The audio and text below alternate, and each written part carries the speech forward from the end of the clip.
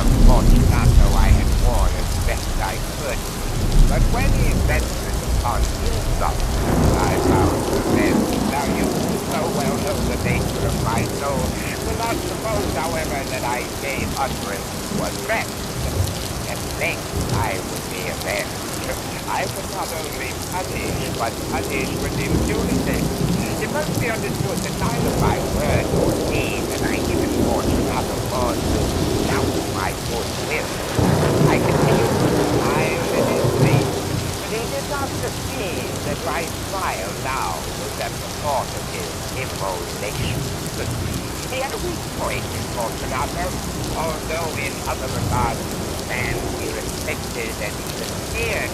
He prided himself in his connoisseurship of wine. I was skillful in the Italian dishes myself and fought largely whenever I could. It was about one evening during the supreme madness of the carnival season that I encountered my friend. He accosted me with excessive warmth, for he had been drinking much. The man wore the costume of a jester. He had on tights and his head was surmounted by the conical cap and bells. I was so pleased to see him that I thought I should never have done with wringing his hand. I said to him, my dear Fortunato, you are luckily met. How remarkably well you are looking today. Oh, I have received a cake of what art is called Amontillado, and I have my doubts. How, said he, Amontillado a cask? Impossible. And in the middle of the carnival? But I have my doubts. And I was silly enough to pay the full Amontillado price without consulting you in the matter. You will not be found that I was still losing a bargain. Amontillado! Amontillado!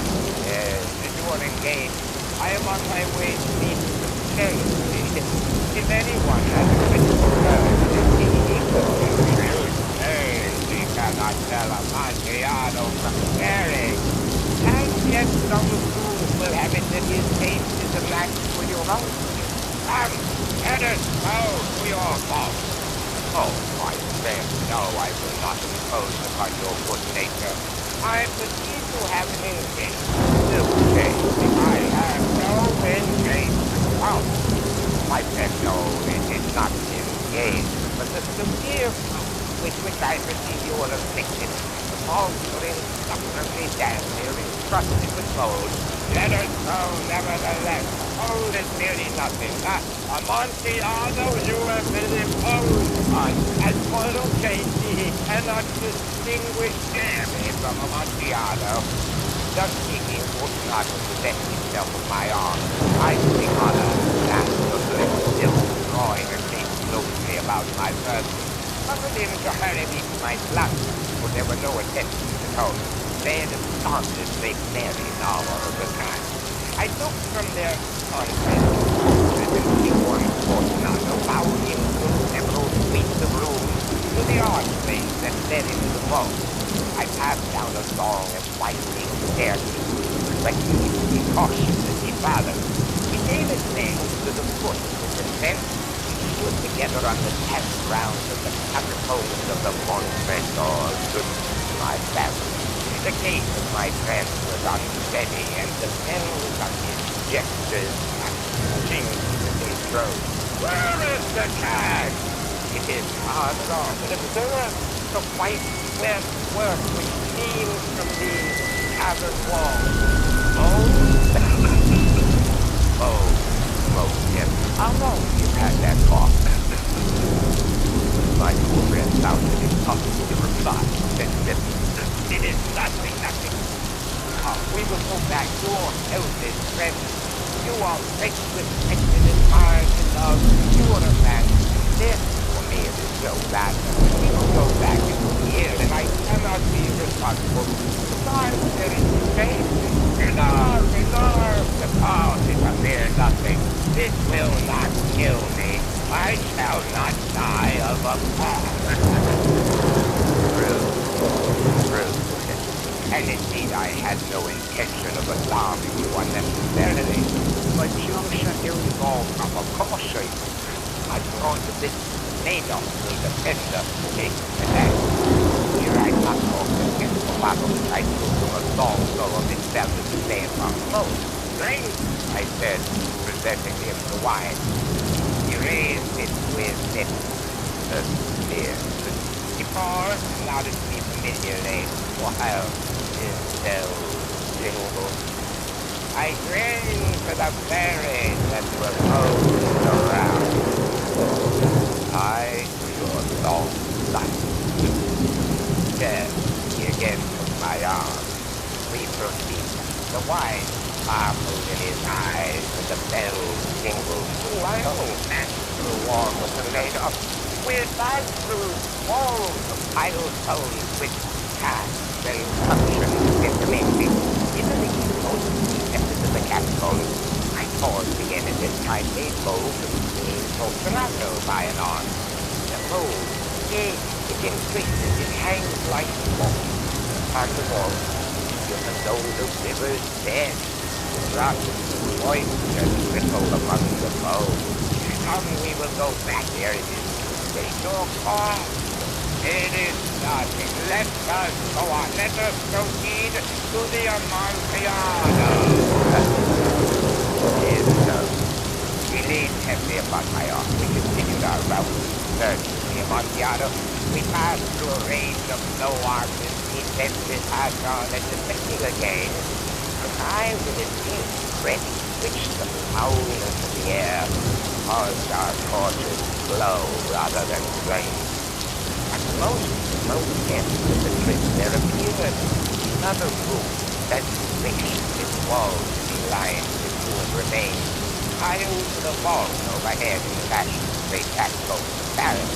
Three sides of this interior written ornamented and the fourth the bones had been thrown down and lay in a mound on the earth. Within the wall, thus exposed by the displacing of the bones, we perceived a still interior recess in depth about 4 feet with 3 and height 6 or 7, cut into the solid brick. Proceed! Here is the Amontillado. As for changing, he is an ignorant. He stepped unsteadily forward while I followed immediate there his view. In an instant he had reached the extremity of the niche and, finding his progress arrested by the rock, was stupidly bewildered. In the surface of the granite there happened to be 2 iron nails, one into a short vein, and the other of tank. It was but the work of a few seconds to throw the links about his waist and secure. He was too much sunk into resist. Withdrawing the key, I stepped back from the ring.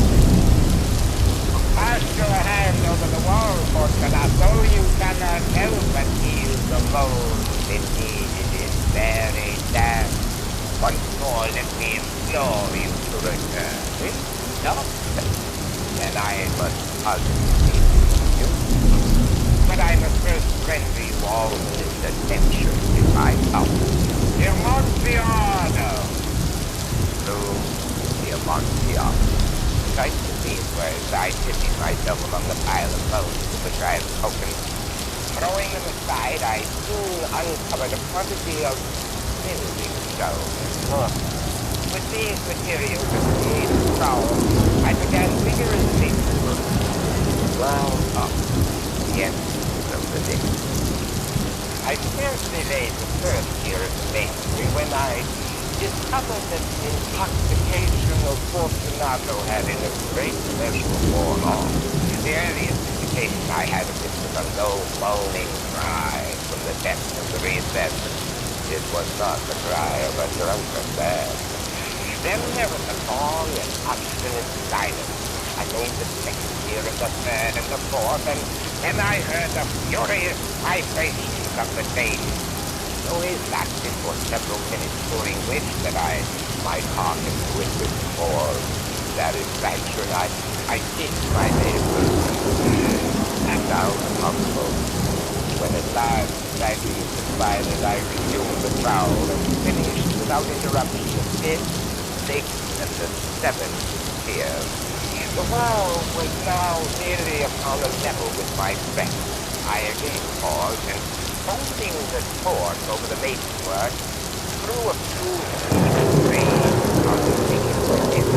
A succession of loud and shrill screams bursting suddenly from the throat of the same form seemed to thrust me violently back.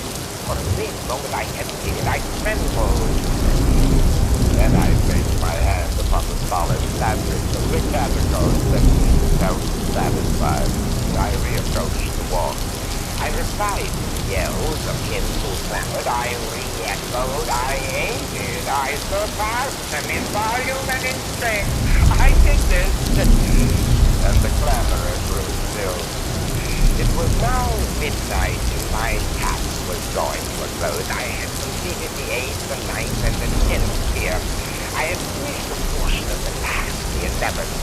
It remained but a single soul to be twisted and fractured in. I struggled with its weight. I placed it partially in its destined position. Now there came from out the niche a low laugh and erected the hand upon the back of my neck. A very good joke indeed. An excellent jest. We were a pretty rich laugh about it at the Palazzo. Over our wine. The Amontillado. Yes, the Amontillado. But is it not getting late? Will they not be waiting for us at the Palazzo? The Lady Fortunato and the rest? Let us be gone. Yes, let us be gone.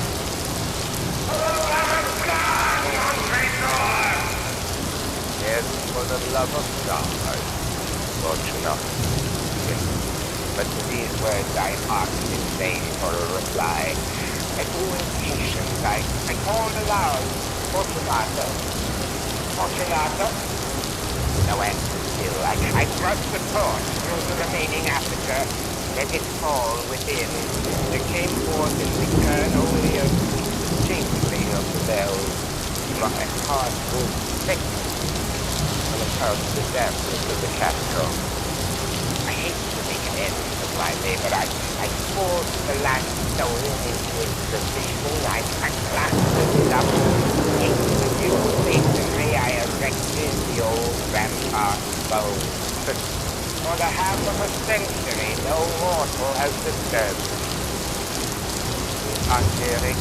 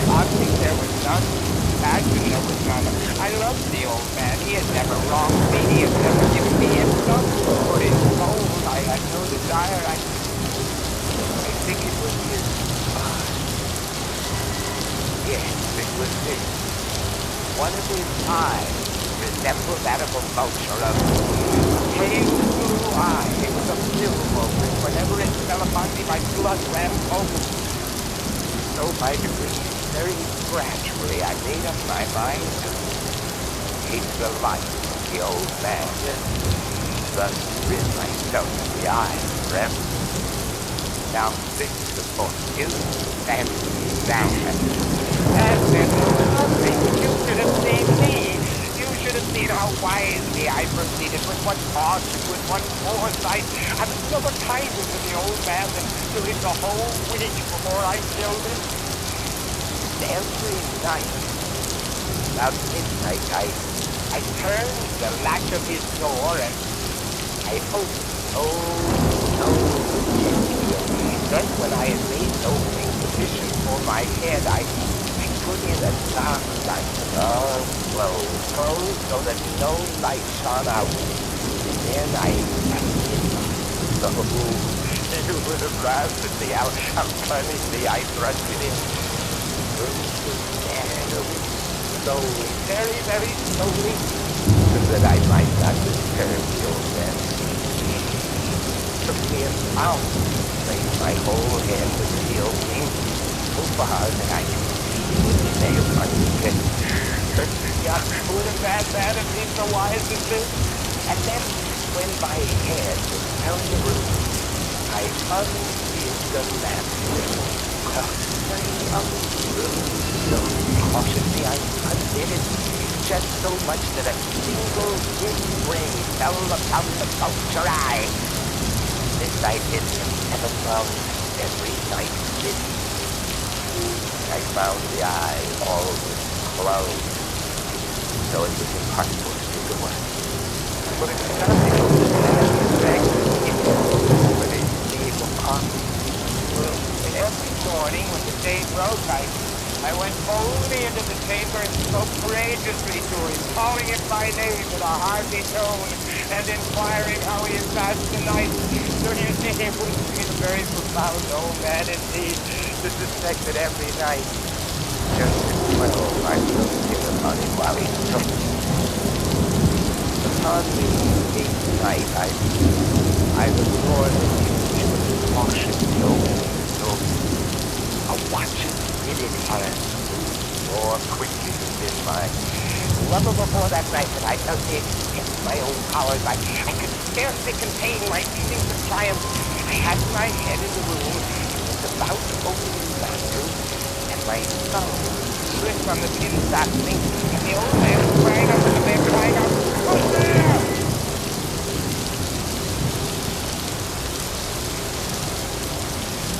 Kept my chin set up. The whole hour I did not move a muscle. Time I did not hear him lie down. He was still sitting up in the bed listening. Suddenly I heard a slight groan, and I knew it was the groan of long, drawn-out, mortal terror. It was not a groan of pain or of grief, oh no. No, it was the low, stifled sound that arises from the bottom of the soul. Overcharged from I knew it was down well. Many a night up at midnight, when all the world slept, it welled up from my own bosom, deepening with its dreadful and with the terrors that distracted me. Say, I knew it well. I knew what the old man felt, and I did, although I chuckled hard. I knew that he had been lying awake ever since the first slight noise. When he had turned his head, his ears heavy growing upon him. He had been trying to fancy them powers, but could not. He had been saying to himself, it's nothing but the wind in the chimney. It's only a mouse brought to the floor. It is merely a cricket which has made a single chirp.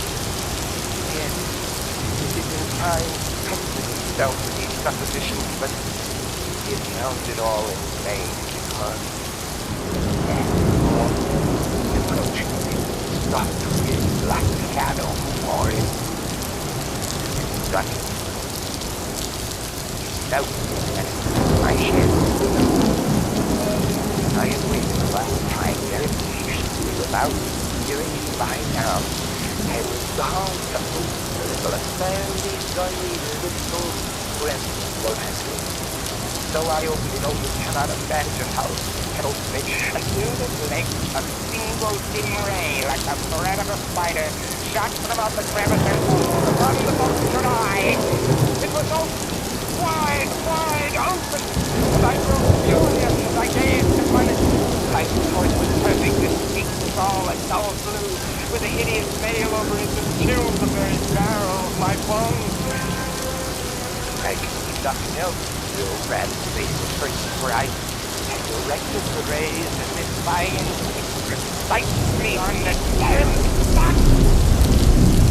Now, have I not told you that what you have taken for madness is but over acuteness of the sense? Now I say there seems my ears a dull, quick sound, such as a watch makes when developing hot. I knew that sound well, too. It was the beating of the old man's heart. It increased my fury as the beating was round here in the soldier carried. Even yet I restrained and kept still. I scarce refrained. Cut the hurled tattoo of the heart and breathe. Quicker and quicker and quicker and louder every instant. The old man's terror must have been extreme. It grew louder, I say, louder every moment. You mark me well. I have told you that I am there, but so I am. And now it's the dead hour of the night, and silence in his old house. So strange the noise as this excited me on and told the terror. Yet what sounded in longer, I refrained and continued. Loud and louder. I thought the heart was first. New anxiety seized me that sound would be heard by a neighbor. The old man's hour had come. With a loud yell, I turned back and leapt into the room. Yes, only once. In an instant, they crashed into the floor. Oh, I had been sent over him. I then smiled steadily to find the deeds of what done. For very minutes apart, on with a muffled panel. This did not affect me. It would not be heard through the wall, and then at last it ceased. The old man. I removed then, examined the corpse. Yes, so dead. Placed my hand on the heart, held it near 10 minutes. There was no pulsation. He was stone.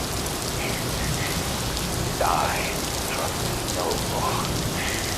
Now, if you still think me mad, you must think so no longer when I tried the wise precautions I took for the concealment of the body.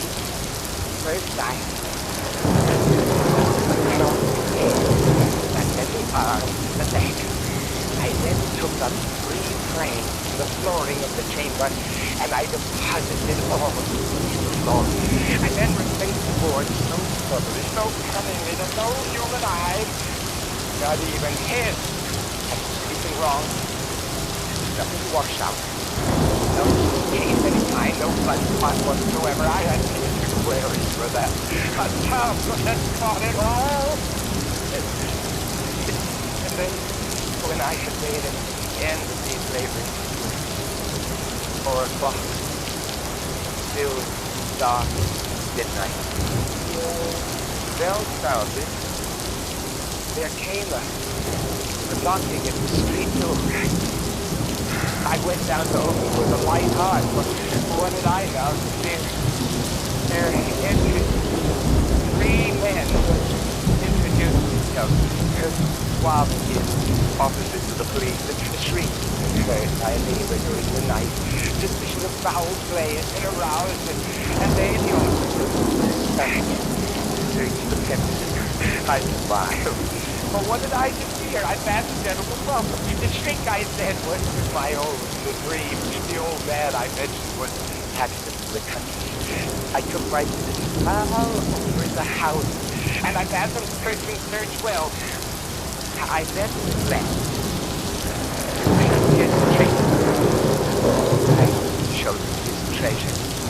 Pure, undisturbed, being enthusiasm was quite constant. I brought chairs into the room and desired them here to rest from their fatigues, while I myself, in the wild audacity of my perfect triumph, placed my own seat upon the very spot in which reposed the corpse.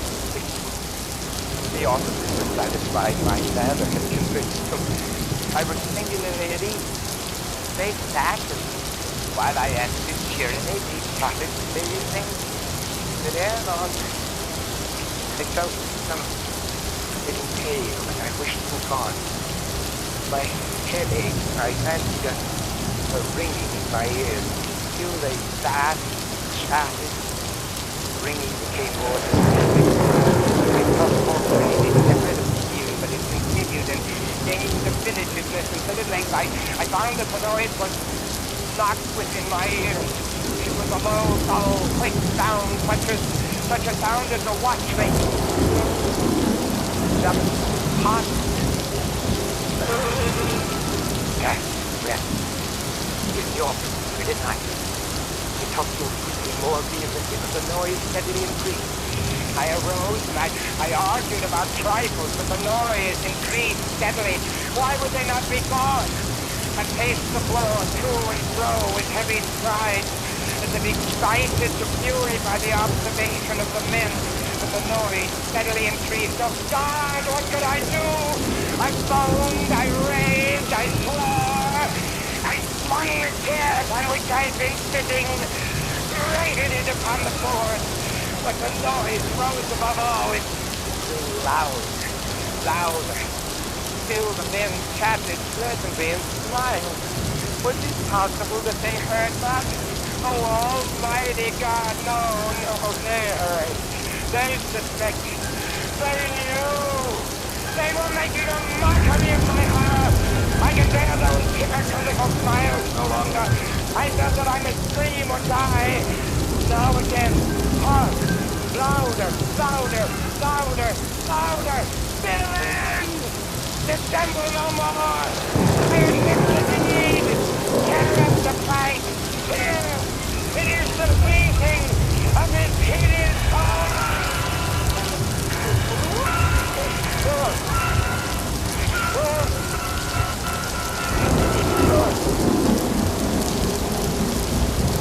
The murders in the Rue Morgue. Residing in Paris during the spring and part of the summer of 1829, I there became acquainted with a Monsieur C. Maurice de Dupin. This young gentleman was of excellent, indeed of an illustrious family, but by a variety of untoward events had been reduced to such poverty that the energy of his character succumbed beneath it, and he ceased to bestir himself in the world, or to care for the retrieval of his fortunes. By courtesy of his creditors, there still remained in his possession a small remnant of his patrimony, and upon the income arising from this he managed, by means of a rigorous economy, to procure the necessaries of life without troubling himself about its superfluities. Books, indeed, were his sole luxuries, and in Paris these are easy. Our first meeting was at an obscure library in the Rue Morgue, where the accident of our both being in search of the same very rare and very remarkable volume brought us into personal union. We saw each other again and again. I was deeply interested in the little family history which he detailed to me with all that candor which indulges whatever mere soul was the theme. I was astonished, too, at the vast extent of his reading, and above all, I felt my soul enkindled within me by the wild fervor and the vivid freshness of his imagination. Objects I then sought, I felt that the society of such a man would be to me a treasure beyond price, and this feeling I frankly confided to him. It was at length arranged that we should live together during my stay in the city, and as my worldly circumstances were somewhat less embarrassed than his own, I was permitted to be at the expense of renting and furnishing in a style which suited the rather fantastic view of our Amontillado, a tiny and grotesque mansion, long deserted to superstitions which we did not acquire, and tottering to its fall in a retired and desolate portion of the Faubourg Saint-Germain. We were strolling one night down a long dirty street in the vicinity of the Palais Royal when the headlines of the evening edition of the Gazette de Tribunal arrested our attention. The paper read as follows: Extraordinary murders. This morning about 3 o'clock, the inhabitants of the Quartier Saint-Roch were aroused from sleep by a succession of terrific shrieks, issuing apparently from the 4th story of a house in the Rue Morgue, known to be in the sole occupancy of one Madame L'Espanay and her daughter Mademoiselle Camille L'Espanay. After some delay, occasioned by a fruitless attempt to procure admission in the usual manner, the gateway was broken in with a crowbar, and 8 or 10 of the neighbors entered accompanied by 2 gendarmes. By this time the cries had ceased, but as the party rushed up the first flight of stairs, 2 or more rough voices and angry tension were distinguished. They seemed to proceed from the upper part of the house. As the second landing was reached, these sounds also had ceased, and everything remained perfectly quiet. The party spread themselves out of room to room. On arriving in a large banked chamber in the 4th story, the door of which being found locked with a key inside was forced open, a spectacle presented itself which struck everyone present not less with horror than with astonishment. The apartment was in the wildest disorder, furniture broken and thrown about in all directions. There was only one bedstead, and from this, the bed had been removed and thrown into the middle of the floor. On a chair lay a razor smeared with blood. On the hearth were 2 or 3 long and thick tresses of grey human hair, also dabbled in blood, and seeming to have been pulled out by the roots. Upon the floor were found 4 napoleons, an earring of topaz, 3 large silver spoons, 3 smaller of metal d'Alger, and 2 bags containing nearly 4,000 francs in gold. Drawers of a bureau which stood in one corner were open and had been apparently rifled, although many articles still remained empty. Of Madame L'Espanay, no traces were here seen, but an unusual quantity of soot being observed in the fireplace, a search was made in the chimney, and horrible to relate, the corpse of the daughter, head downwards, dragged therefrom, it having been thus forced up the narrow aperture for a considerable distance. After a thorough investigation of every portion of the house, without farther discovery, the party made its way into a small paved yard in the rear of the building, where lay the corpse of the old lady, with her throat so entirely cut that a bullet grazed her. The head fell off. The body, as well as the head, was fearfully mutilated, the former so much so as scarcely retained any semblance of humanity. To this horrible mystery there is not as yet believed striking truth. The next place we may have these additional particulars. The tragedy in the Rue Morgue. Many individuals have been examined in relation to this most extraordinary and frightful affair, but nothing whatever has transpired to throw light upon it. We give below all the material testimony elicited. Pauline Dubourg, laundress, supposes that she has known both the deceased for 3 years, having washed for them during that period. The old lady seemed on good terms, very affectionate towards each other. They were excellent pay. Never met any persons in the house when she called clothes or took them home. Was sure that they had no servants employed.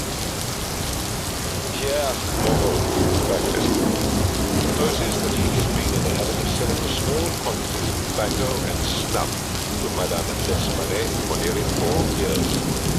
Was born in the neighborhood and always resided there. The deceased and her daughter had occupied the house in which the corpses were found for more than 6 years. Witness had seen the daughter some 5 or 6 times during the 6 years. They lived an exceedingly retired life, were reputed to have money, and heard it said among the neighbors that Madame L'Espanay owed fortune and did not believe it. Had never seen any person enter the door except the old lady and her daughter, a porter once or twice, and a physician some 8 or 10 times. Many other persons, neighbors, gave evidence of the same effect. No one was spoken of as frequenting the house. Edgar Musée, Nordau, supposes that he was called to the house about 3 o'clock in the morning and found some 20 or 30 persons at the gateway endeavoring to gain admittance. Forced it open at length with a bayonet, not with a crowbar. Had but little difficulty in getting it open on account of its being a double or folding gate and bolted neither at bottom nor top. The shrieks were continued until the gate was forced and suddenly ceased. It seemed to be screams of some person or persons in great agony were loud and drawn out, not short and quick. Witness led the way upstairs. On reaching the first landing, heard 2 voices in loud and angry tension. The one a gruff voice, the other much shriller, a very strange voice. Could distinguish some words of the former, which was that of a Frenchman, was positive that it was not a woman's voice. Could distinguish the words sacré and diable. The shrill voice, that of a foreigner, could not be sure whether it was the voice of a man or of a woman, could not make out what was said, but believed the language is Spanish. Henri Duval, a neighbor, and by trade a silversmith, supposes that he was one of the party who first entered the house, corroborates the testimony of Musée in general. As soon as they forced entrance, they reclosed the door to keep out the crowd, which collected very fast, notwithstanding the lateness of the hour. The shrill voice, the witness thinks, was that of an Italian, who was certainly not French. Not sure that it was a man's voice, it might have been a woman's. Not acquainted with the Italian language, could not distinguish the words, but was convinced by the intonation that the speaker was an Italian. This witness volunteered his testimony. Not speaking French, was examined through an interpreter, a native of Amsterdam. Was passing the house at the time of the shrieks. They lasted for several minutes, probably 10, long and loud, very awful and distressing. Was one of those who entered the building, corroborating the previous evidence in every respect, but one was sure that the shrill voice was that of a man, of a Frenchman. Not distinguished the words uttered, they were loud, quick, unequal, spoken apparently in fear as well as in anger. The voice was harsh, not so much shrill as harsh. Could not call it a shrill voice.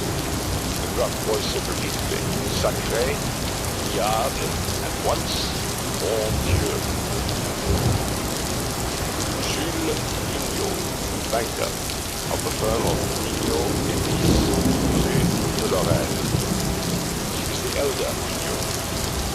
Madame L'Espagne had some property, had opened an account in the banking house 8 years previous. Made frequent deposits in small sums, had checked for nothing until the 3rd day before her death, when she took out in person the sum of 4,000 francs. This sum was paid in gold, and a clerk sent home for the money.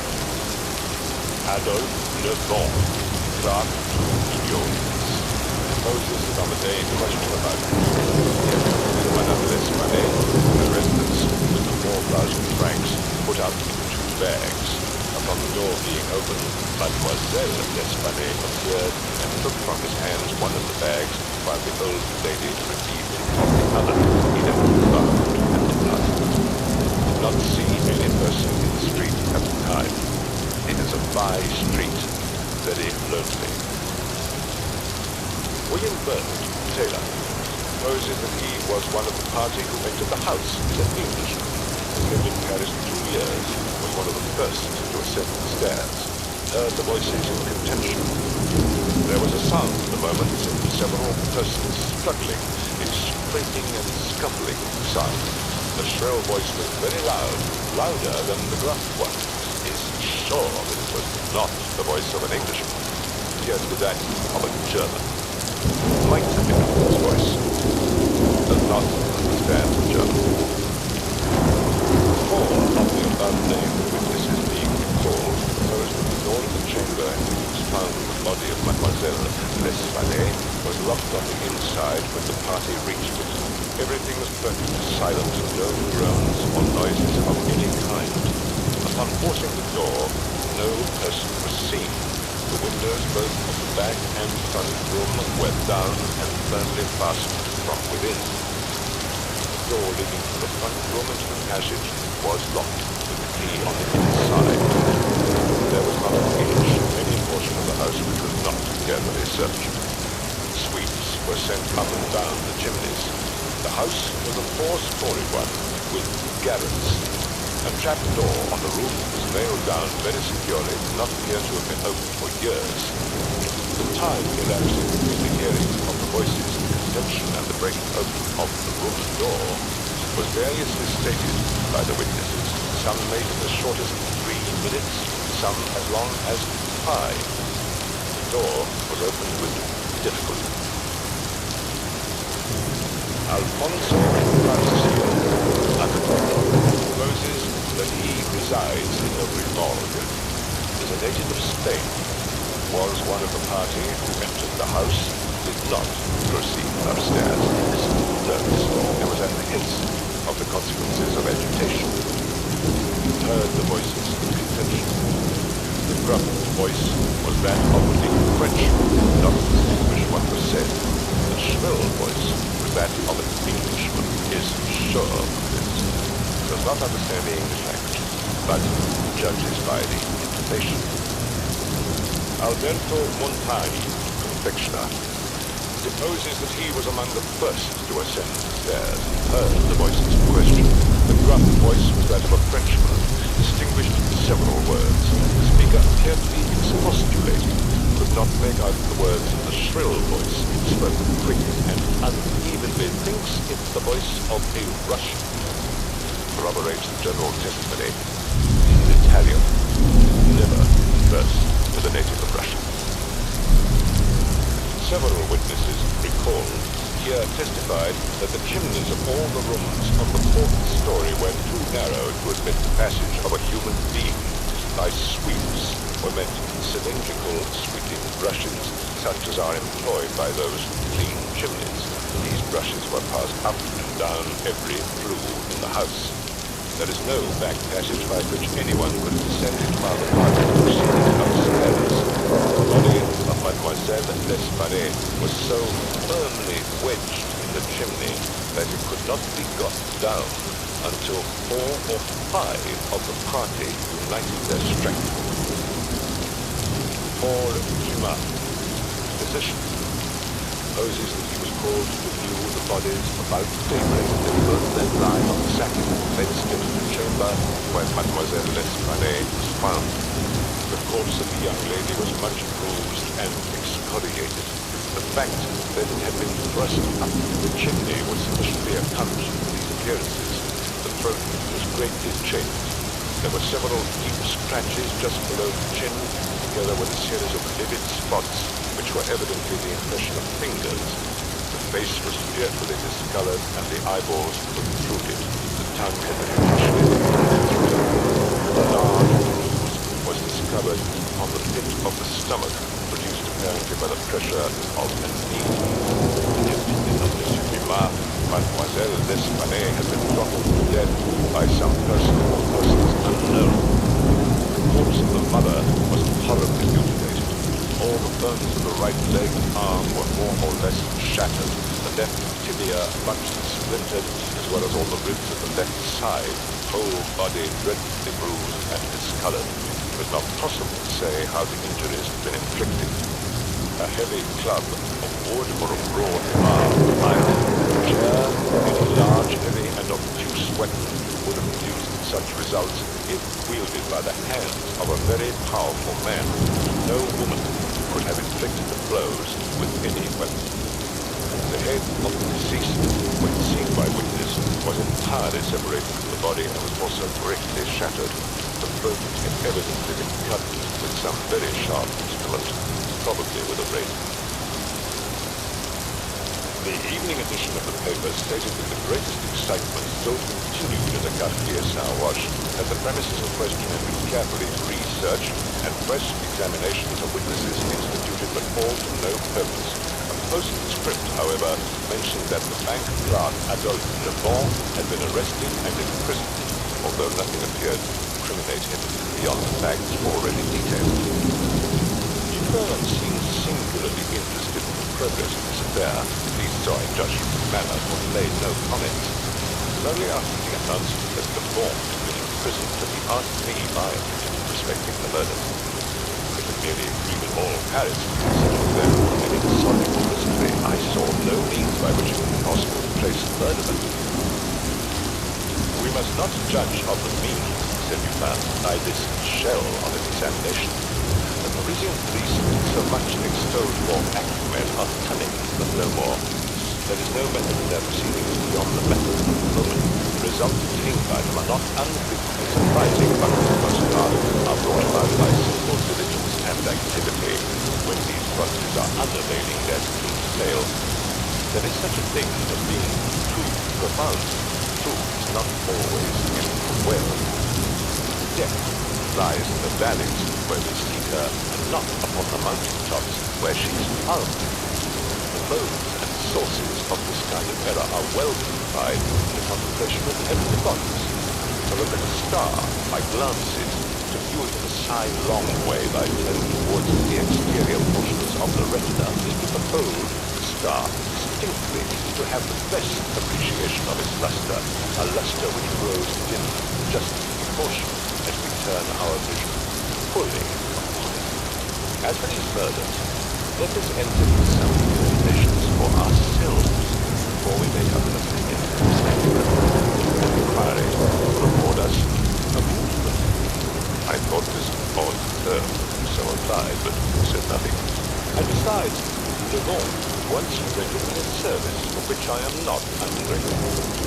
Those premises are own house. I know she will reflect the police, and shall have no difficulty in obtaining the necessary permission. The permission was obtained, and we proceeded at once to the Rue Morgue. This is one of those miserable thoroughfares which intervene between the Rue Richelieu and the Rue Saint-Roch. It was late in the afternoon when we reached it, as this quarter is at a great distance to that in which we resided. The house was readily found, for there were still many persons gazing up through closed shutters with an object-less curiosity from the opposite side of the way. It was an ordinary Parisian house with a gateway on one side of which was a glazed watch-box with a sliding panel in the window indicating a concierge. Before going in, we walked up the street, turned down an alley, and then again turning past it into the rear of the building. Dupin, meanwhile, examining the whole neighborhood as well as the house with a minuteness of attention which I could see no possible object. Retracing our steps, we came again to the front of the dwelling, rang, and having shown our credentials were admitted by the agents in charge. We went upstairs into the chamber where the body of Mademoiselle L'Espanaye had been found, and where both the deceased still lay.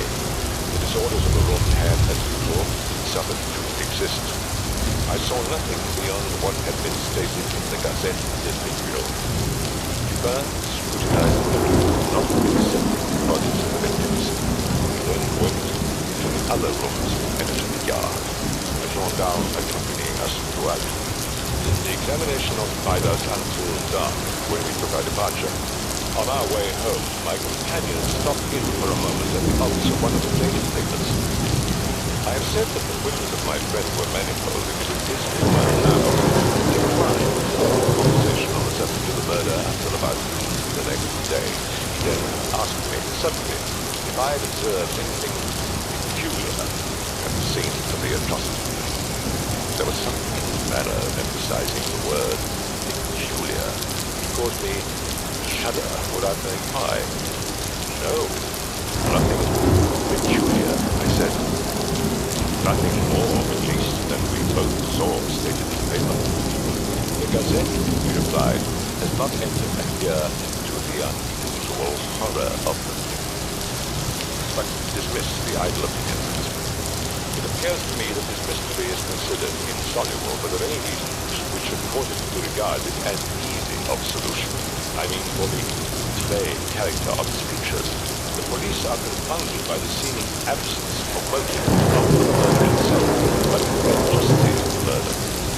They are puzzled, too, by the seeming impossibility of reconciling the voices heard in detention with the facts that no one was discovered upstairs after he assassinated Mademoiselle L'Espanaye, and that there were no means of egress without the notice of the party at Bending. The wild disorder of the room, first thrust with the head downward up the chimney, the frightful mutilation of the body of the old lady. These considerations, with those just mentioned and others which I need not mention, have sufficed to paralyze the powers by putting them completely at fault the boasted acumen of the government agents. They had fallen into the gross, the common error of confunding the unusual with the abstruse. But it is by these deviations from the plain of the ordinary that reason feels its way, if at all, in its search for the truth. In investigations such as we are now pursuing, it should not be so much asked what has occurred as what has occurred that has never occurred before. In fact, the facility with which I shall arrive, or have arrived at the solution of this mystery, is in the direct ratio of its apparent insolubility in the eyes of the police. I stared at the speaker. I am now waiting, looking towards the door of our apartment. I am now waiting, first, although perhaps not the perpetrator of these butcheries, must have been in some measure implicated in that perpetration. Of the worst portion of the crimes committed, it is probable that he is innocent. I hope that I am right in this supposition, for upon it I build my expectation of reading the entire riddle. I look for the man here, in this room, every moment. It is true that he may not arrive, but the probability is that he will. Should he come, it will be necessary to detain him.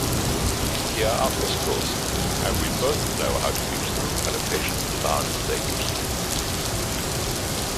I took the pistols, scarcely knowing what I did or believing what I heard, while Dupin went on very much as if in a soliloquy. That the voices heard in contention, he said, by the party upon the stairs were not the voices of the women themselves was fully proved by the evidence. This relieves us of all doubt upon the question of whether the old lady could have first destroyed the daughter and afterwards had committed suicide.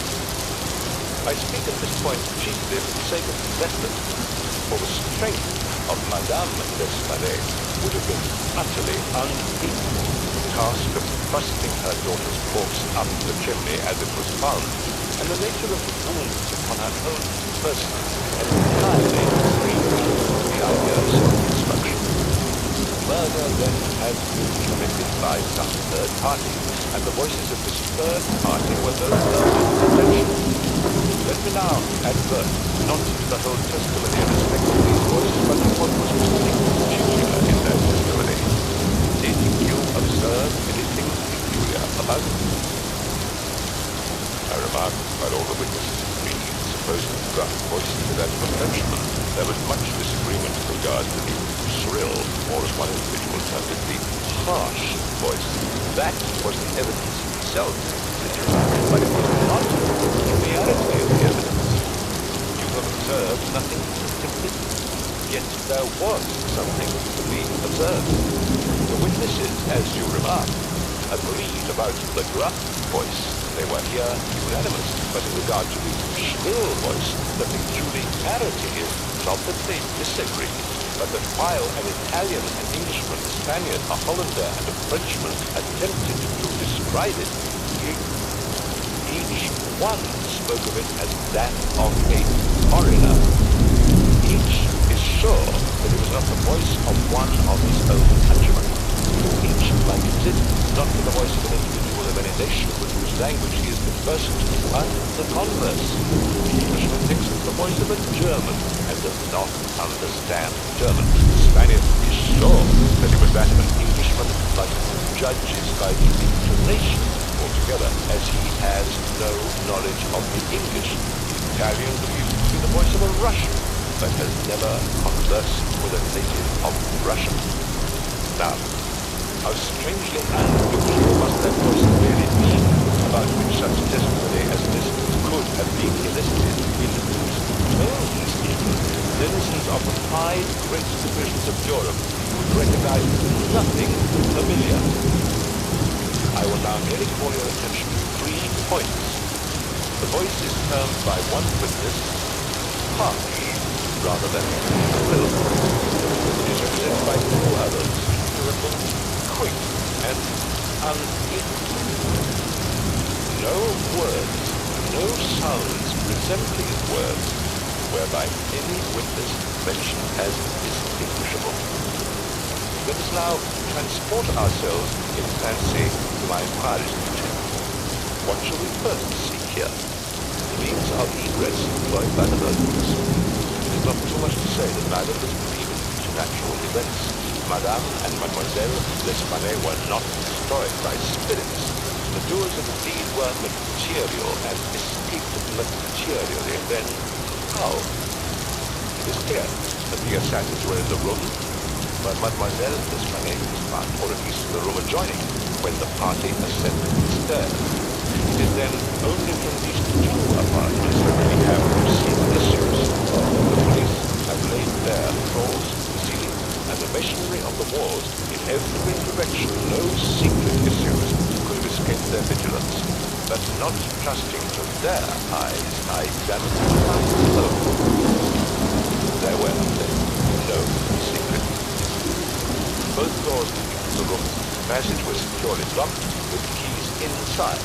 Let us turn to the chimneys. These, although of ordinary width, some 8 or 10 feet above the hearths, will not admit throughout their extent the body of a large bat. The impossibility of egress by means already stated being thus absolute, we are reduced to the windows. Through those of the front room, no one could escape without notice from the crowd in the street. The murderers must pass then through those of the back room. Now, brought to this conclusion in so unequivocal a manner as we are, it is not our part as reasoners to reject it on account of apparent impossibilities. It is only for us to prove that these apparent impossibilities are in reality not such. I proceed to think thus. The murderers did escape from one of these windows. This being so, they could not have refastened the sashes from the inside as they were found fastened.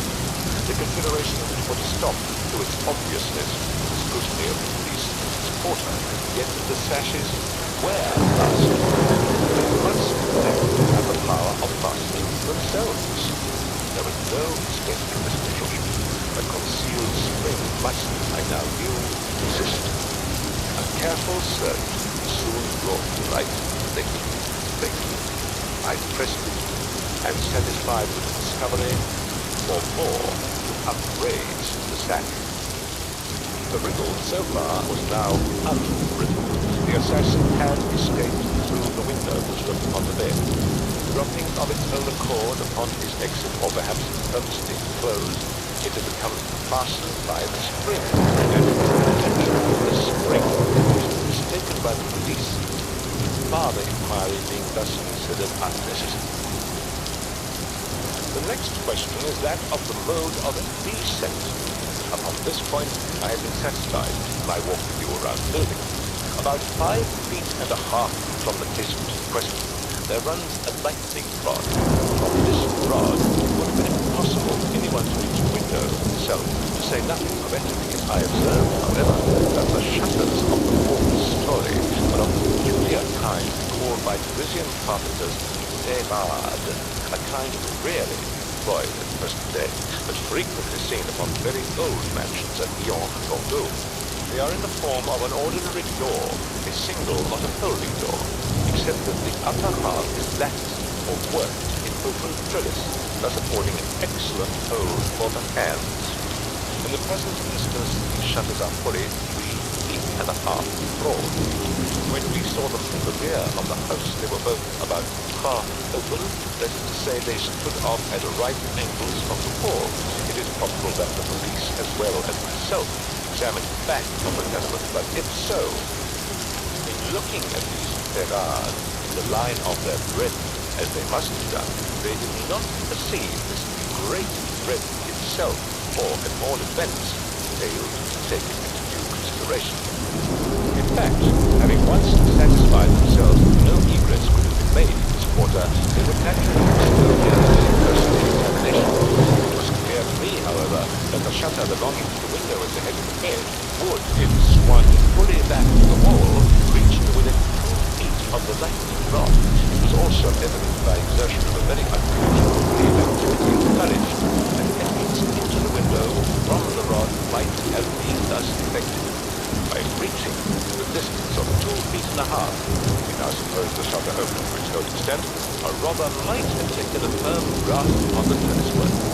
Letting go then to the floor of the rod, placing his feet securely against the wall, springing over from it, might have swung the shutter so as to close it, and if we imagine the window open at the time, might even have swung himself into the room. I wish you to bear especially in mind that I have spoken of a very unusual degree of activity as requisite to success in so hazardous and so difficult a feat. I desire you to show you, first, that the thing might possibly have been accomplished. Secondly, and chiefly, I wish to impress upon your understanding the very extraordinary, almost preternatural character of that agility which could have accomplished. Placed in juxtaposition to that very unusual activity of which I have just spoken, with that very peculiar, shrill or harsh and unequal voice, about whose nationality no persons could be found to agree, and whose utterance knows identification to be detected. At these words, a vague and half-formed conception of the meaning of the command flitted over my mind. There seems to be a proper verge of comprehension without power to comprehend. Men at times find themselves upon the brink of remembrance without being able in the end to remember. My friend went on with his discourse. Let us now revert to the interior of the room. Let's survey the appearances here. The drawers of the bureau said had been right, although many articles contained still remain within them. Here is absurd. It is a mere guess, a very silly one, with no wrong. How are we to know that the articles found in the drawers were not all these drawers had originally contained? Madame L'Espanaye and her daughter lived an exceedingly retired life, saw no company, seldom went out, had little use for numerous changes of habit. Those found with a piece of good quality and was likely to be possessed by the ladies. If a thief had taken any, why did he not take the best? Why did he not take all? In a word, why did he abandon 4,000 francs in gold to encumber himself with a bundle of linen? The gold was abandoned. Nearly the whole sum mentioned by Monsieur Mignot, the banker, was discovered bagged upon the floor. I wish you therefore to discard in your thoughts the blundering idea of motive. Consider the brains of the police are that portion of the evidence which speaks of money delivered at the door of the house. Coincidences 10 times as remarkable as this. The delivery of the money and murder committed within 3 days, hardly receiving it, and all of us every hour of our lives without attracting even momentary notice. Keeping now steadily in mind the points to which I have drawn your attention, that peculiar voice, that unusual agility, and that startling absence of motive in a murder so singularly atrocious as this, let us glance at the butchery itself. Here's a woman strangled to death by manual strength and thrust up a chimney head down. Ordinary assassins employed no such mode of murder. This, least of all, though thus disposed of murder. In the manner of thrusting the corpse up the chimney, you would admit that there was something excessively vague, something altogether irreconcilable with our common notions of human, even when composed of the actors the most depraved men.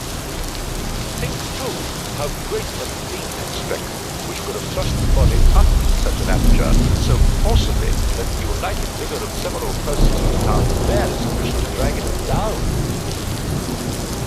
Turn now to other exhibitions of the employment of a vigor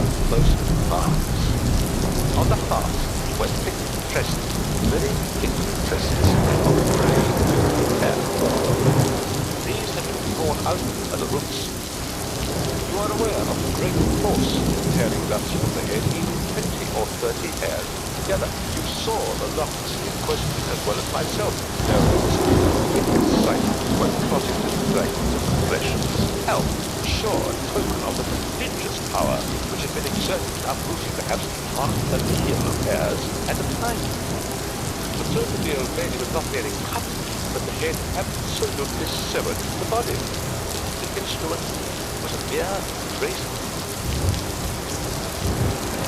If now, the condition was were properly reflected on the odd disorder of the chamber, we have gone so far as to combine the idea of an agility astounding, a strength superhuman, a ferocity brutal, butchery without motive, a grotesquerie in horror absolutely alien from humanity, and a voice foreign in tone, ears of men of many nations, and devoid of all distinct or intelligible syllabification. What result then has ensued? What impression have I made upon your fancy? I felt a creeping of the flesh as Dupin asked me the question. The man, I said, has done this deed. Some raving maniac, escaped from the bed, and all sort of thing.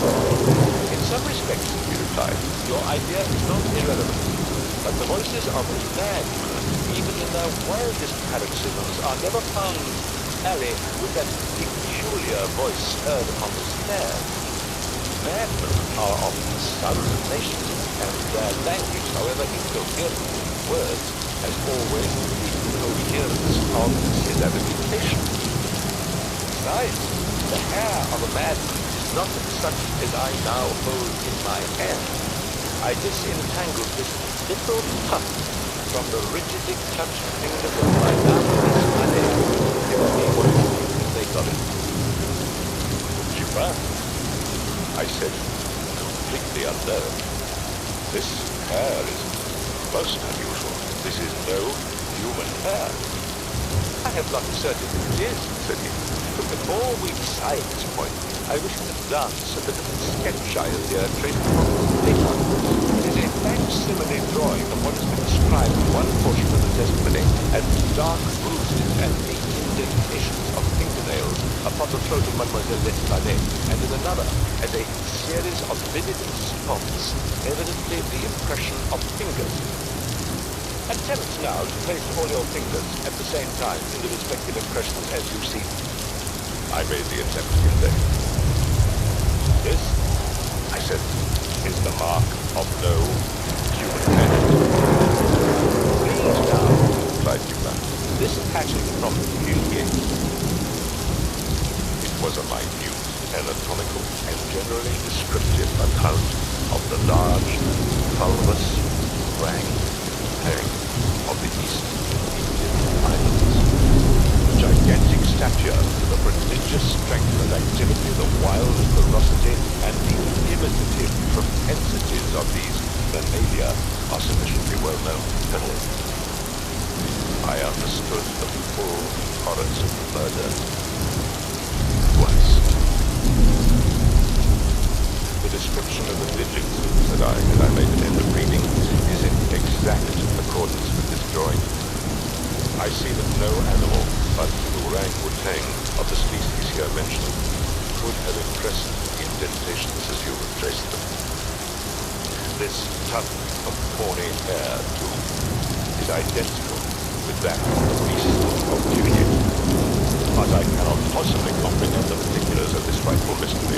Besides, there were two voices heard in contention, and one of them was unquestionably the voice of a Frenchman. True, and you will remember an expression attributed almost unanimously by the evidence to this voice, the expression, mon Dieu. This, under the circumstances, has been justly characterized by one of the witnesses, Montani the confectioner, as an expression of remonstrance or expostulation. Upon these two words, therefore, I have mainly built my hopes of a full solution of the riddle. A Frenchman was cognizant of the murder. It is possible, indeed, it is far more than probable, that he was innocent of all participation in the bloody actions which took place. You orangutan may have escaped from him. He may have traced him to the chamber, but under the agitating circumstances which ensued, he could never have captured it. It is still at large. I will not pursue these guesses, for I have no right to call them more, since the shades of reflection upon which they are based are scarcely of sufficient depth to be appreciable by my own intellect, since I could not pretend to make them intelligible to the understanding of another. We will call them guesses, then, and speak of them as such. If the Frenchman in question is indeed, as I suppose, innocent, trust me, this advertisement which I left last night upon our return home at the office of Rue Morgue, a paper devoted to the shipping interest much sought by sailors, will bring in to our residence. He handed me a paper, and I read thus. Court, in the Bois de Boulogne, early in the morning of the 10th, the morning of the murder, a very large, horny orangutan of the Bornese species. The owner, who is ascertained to be a sailor belonging to a Maltese vessel, may have the animal again upon identifying it satisfactorily and paying any fuel charges arising from its capture and keeping, all at number 33, Rue Morgue, Faubourg Saint-Germain. How was it possible, I asked, for a man to be a sailor and belonging to a Maltese vessel? I do not know, said Dupin. I am not sure of it. Here, however, is a small piece of ribbon, which from its form and from its greasy appearance is evidently been used to time the hair in one of those long tubes of which sailors are so fond. Moreover, this knot is one which besides sailors can tie and is peculiar to the Maltese. I picked the ribbon up at the foot of the banquet rod. It could not have belonged either of the deceased. Now, if after all I am wrong in my induction of this ribbon, that the Frenchman was a sailor belonging to a Maltese vessel, still I can have done no harm in saying what I did in the advertisement. If I am in error, you will then suppose that I have been misled by some circumstances in which you will not take the trouble to inquire. But if I am right, a great point is gained.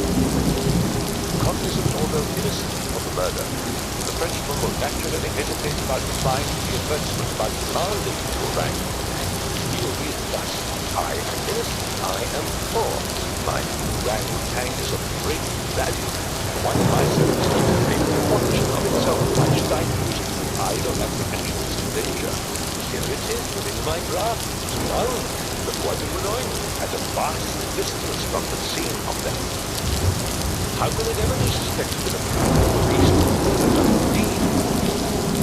Should I avoid claiming a property of so great value which is known that I possess, I will render the animal at least liable to censure. It is not my policy to attract attention, either to myself or to the beast. I will answer the advertisement, yet orangutan, and keep it close until this matter has blown over. At this moment, we heard a step upon the stairs. Be ready, said Dupin, with your pistols, but neither use them nor show them until at a signal from myself. The front door of the house had left open, and the visitor had entered without ringing and advanced several steps along the staircase.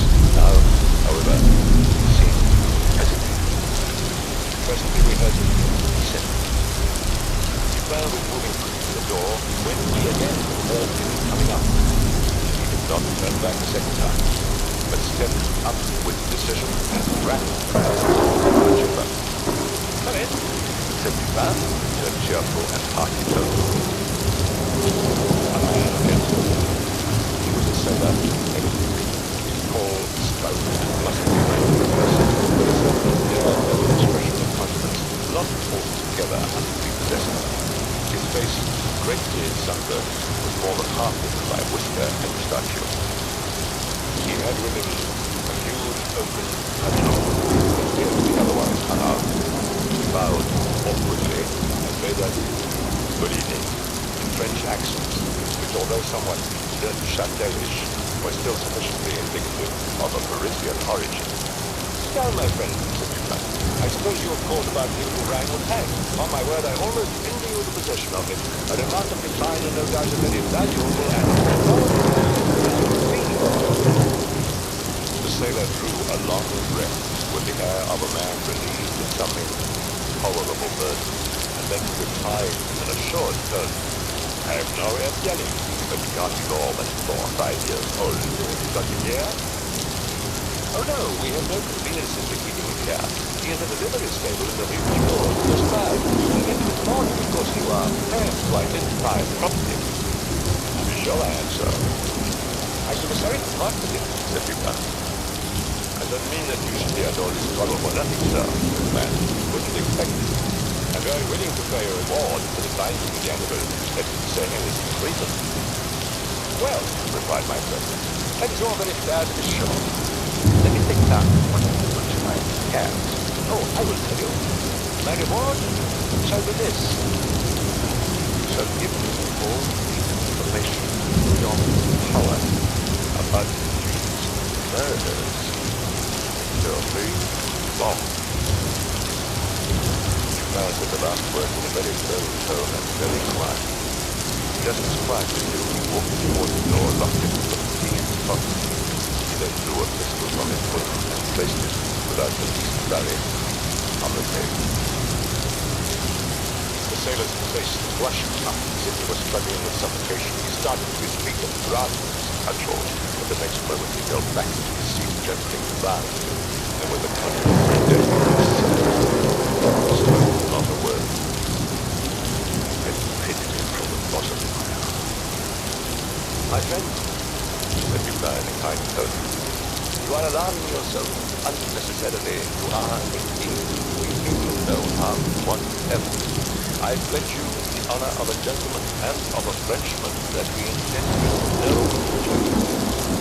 I perfectly well know you are innocent of the atrocities you don't want. It will not do, however, to deny that you are in some measure implicated in them. From what I have already said, you must know that I have had means of information about this matter, means of which you could never have dreamed. Now, things stand thus. You have done nothing which you could have avoided. Nothing, certainly, which rendered you culpable. You are not even guilty of robbery, when you might have thought it. You have nothing to conceal. You have no reason for concealment. On the other hand, you are bound, by every principle of honor, to confess all you know. An innocent man is now in prison charged with that crime of which you can point out further judgment. So they had recovered his presence of mind in a great measure while Dupin uttered these words, but his original boldness of bearing all from him. So help me God, said he after a brief pause. I will tell you all I know about this affair, but I do not expect you to believe one half the same thing. Still, I am innocent, and I will make things fresh if I die for it. What he stated was in substance this. He had lately made a voyage to the Indian archipelago, a party of which he formed one, landed at Borneo and passed into the interior on an excursion of pleasure. Himself and his companion captured the orangutan. His companion dying, the animal fell into his own exclusive possession. After great trouble, occasioned by the intractable ferocity of the captain during the home voyage, he at length succeeded in lodging it safely at his own residence in Paris, where, not to attract toward himself the unpleasant curiosity of his neighbors, he kept it carefully secluded until such time as it should recover from a wound in the foot received from a splinter on board ship. Ultimate design, sell it. Returning home from some sailor's frolic on the night, or rather in the morning of the murder, he found the beast occupying his own bedroom, he was broken from a closet adjoining where he and his thought securely confined.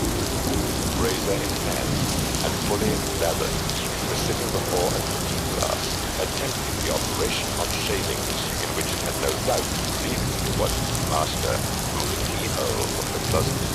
Terrified at the sight of so dangerous a weapon in the possession of an animal so ferocious and so well able to use it, the man was at a loss for a clue. He had been accustomed, however, to quiet the creature, even in its fiercest moods, by the use of weight, and this he now resorted. Upon sight of it, the orangutan sprang at once through the door of the chamber, down the stairs, and thence through a window unfortunately opened into the street. The Frenchman followed in his stead, gate, razor still in hand, and occasionally stopped to look back and gesticulate at the pursuer until the latter nearly come up. Then again laid on. In this manner the chase continued for a long time. The streets were profoundly quiet as it was nearly 3 o'clock in the morning. In passing down an alley in the rear of the Rue Morgue, the fugitive's attention was arrested by a light beaten through the open window of Madame L'Espanaye's chamber in the fourth story of her house. Rushing to the building, he seized the lightning rod, clambered up with inconceivable agility, grasped the shutter, which was thrown fully back against the wall, and by its means swung itself directly upon the headboard of the bed. The whole thing did not occupy a minute. The shutter was kicked open again by the orangutan as it entered the room. The sailor, in the meantime, was both rejoiced and perplexed. He had strong hopes of now recapturing the room, as it could scarcely escape from the craft to which it had ventured, except by the rod, where it might be intercepted as it came down. On the other hand, there was much cause for anxiety as to what it might do. This latter reflection urged the man still to follow the fugitive. A lightning rod is essentially utilized in the sea, especially by a sailor. But when he had arrived high at the window which lay barred in his death, his career was stopped. The most he could accomplish was to reach over so as to obtain a glimpse of the interior of the room, and this glimpse he nearly fell from the boat through excess of now it was that those hideous shrieks arose upon the light which had started from slumber in the face of the Rue Morgue. As the sailor looked in, the gigantic animal had seized Madame L'Espanaye by the hair, which was loose as she had been combing it, and was flourishing the razor about her face in imitation of the motions of a barber, in order that it was prostrated and motionless as she had sworn. The screams and struggles of the old lady, during which the hair was torn from her head, had the effect of changing the probably pacific purposes of the orangutan into those of wrath. With one determined sweep of its muscular arm, it nearly severed her head from her body. The sight of blood inflamed its anger into frenzy. Dashing its teeth and flashing fire from its eyes, it flew upon the body of the girl and embedded its fearful talons in her throat, retaining its grasp until she expired. Wandering wild glances fell at this moment at the bed, over which the face of its master, rigid with horror, was just discernible. The fury of the beast, who no doubt bore still in mind the dreaded weapon, was instantly converted to fear. Conscious of having deserved punishment, it seemed desirous of concealing it bloody deeds, skipped about the chamber in an agony of nervous agitation, throwing down, breaking the furniture as it moved, and dragging the bed from the bedstead. In conclusion, it seized first the corpse of the daughter and thrust it up the chimney as it was found, then that of the old lady, which it immediately hurled through the window headlong. As the ape approached the casement with its mutilated bird, the sailor shrank aghast to one rod. Rather gliding and clambering down, hurried at once home, dreading the consequences of the butchery, and gladly abandoning his terror all solicitude about the fate of the orangutan. Words heard by the party on the staircase, where the Frenchman's exclamations of horror and fright commingled with the fiendish jabberings of grief. I have scarcely anything to add. The orangutan must have escaped from the chamber by the rod just before the breaking of the door. It must have closed the window and had passed through. It was subsequently caught by the owner himself, who obtained for it a very large sum at the Jardin des Plantes. the bank clerk of Devon was instantly released upon our narration of the circumstances with some comments from Dupin at the Bureau of the Prefect of Police. This functionary, however well disposed to my friend, could not altogether conceal his chagrin at the turn which affairs had taken, and was fain to indulge in a sarcasm or two about the propriety of every person minding his own business. As important, Sir Dupin was not thought it necessary to reply. Let him discourse, which would ease his conscience. I am satisfied with having defeated him in his own castle. Nevertheless, that he failed in the solution of this mystery is by no means that matter for wonder which is employed our present somewhat too cunning to be profound. In his wisdom is no amen. It is all head and no body like the pictures of the goddess Laverna, or at best all head and shoulders like a codfish. But he is a good creature after all. I like him especially for one master stroke of hand by which he has attained his reputation for being human. I mean, il est ce qui est et expliquer ce qui n'est pas. That's to say, to deny what is and to explain what is not. The fall of the House of Usher. During the whole of a dull, dark, and soundless day in the autumn of the year, when the clouds hung oppressively low in the heavens, I was passing alone on horseback through a singularly dreary tract of country, and at length found myself, as the shades of the evening drew on, within view of the melancholy house of Usher. I know not how it was, but with the first glimpse of the building, a sense of insufferable gloom pervaded my spirit. I say insufferable, for the feeling was unrelieved by any of that half-pleasurable, because poetic, sentiment with which the mind usually receives even the sternest natural images of the desolate or terrible. I looked upon the scene before me, upon the mere house, and the simple landscape features of the domain, upon a few rank sedges, and upon a few white trunks of decayed trees, with an utter depression of soul which I had no earthly sensation. What was it, I paused to think, what was it that so unnerved me in contemplation of the house of Usher? It was a mystery all insoluble, nor could I grapple with the shadowy fancies that crowded upon me as I pondered. I reined my horse to the precipitous brink of a black, furious lake that lay unruffled luster by the dwelling, and gazed down, but with a shudder even more thrilling than before, upon the remodeled and inverted images of the grey sedge, and the ghastly tree stems and the bacon, and I like the window. Nevertheless, in this mansion of gloom I now proposed to myself a sojourn of some weeks. Its proprietor, Roderick Usher, had been one of my boon companions in boyhood, many years elapsed since our last meeting. A letter, however, had lately reached me in a distant part of the country, a letter from him, which, in its wildly importunate nature, had admitted of no other than a personal reply. The manuscript gave evidence of nervous agitation. The writer spoke of acute bodily illness, of a mental disorder which oppressed him, and of an earnest desire to see me as his best and indeed his only personal friend, with a view of attempting by the cheerfulness of my society some alleviation of his malady. It was the manner in which all this and much more was said, it was the apparent heart that went with his request, which allowed me no room for hesitation, and I accordingly obeyed forthwith what I still considered a very singular summons. Although, as boys, we had been even intimate associates, yet I really knew little of my friend.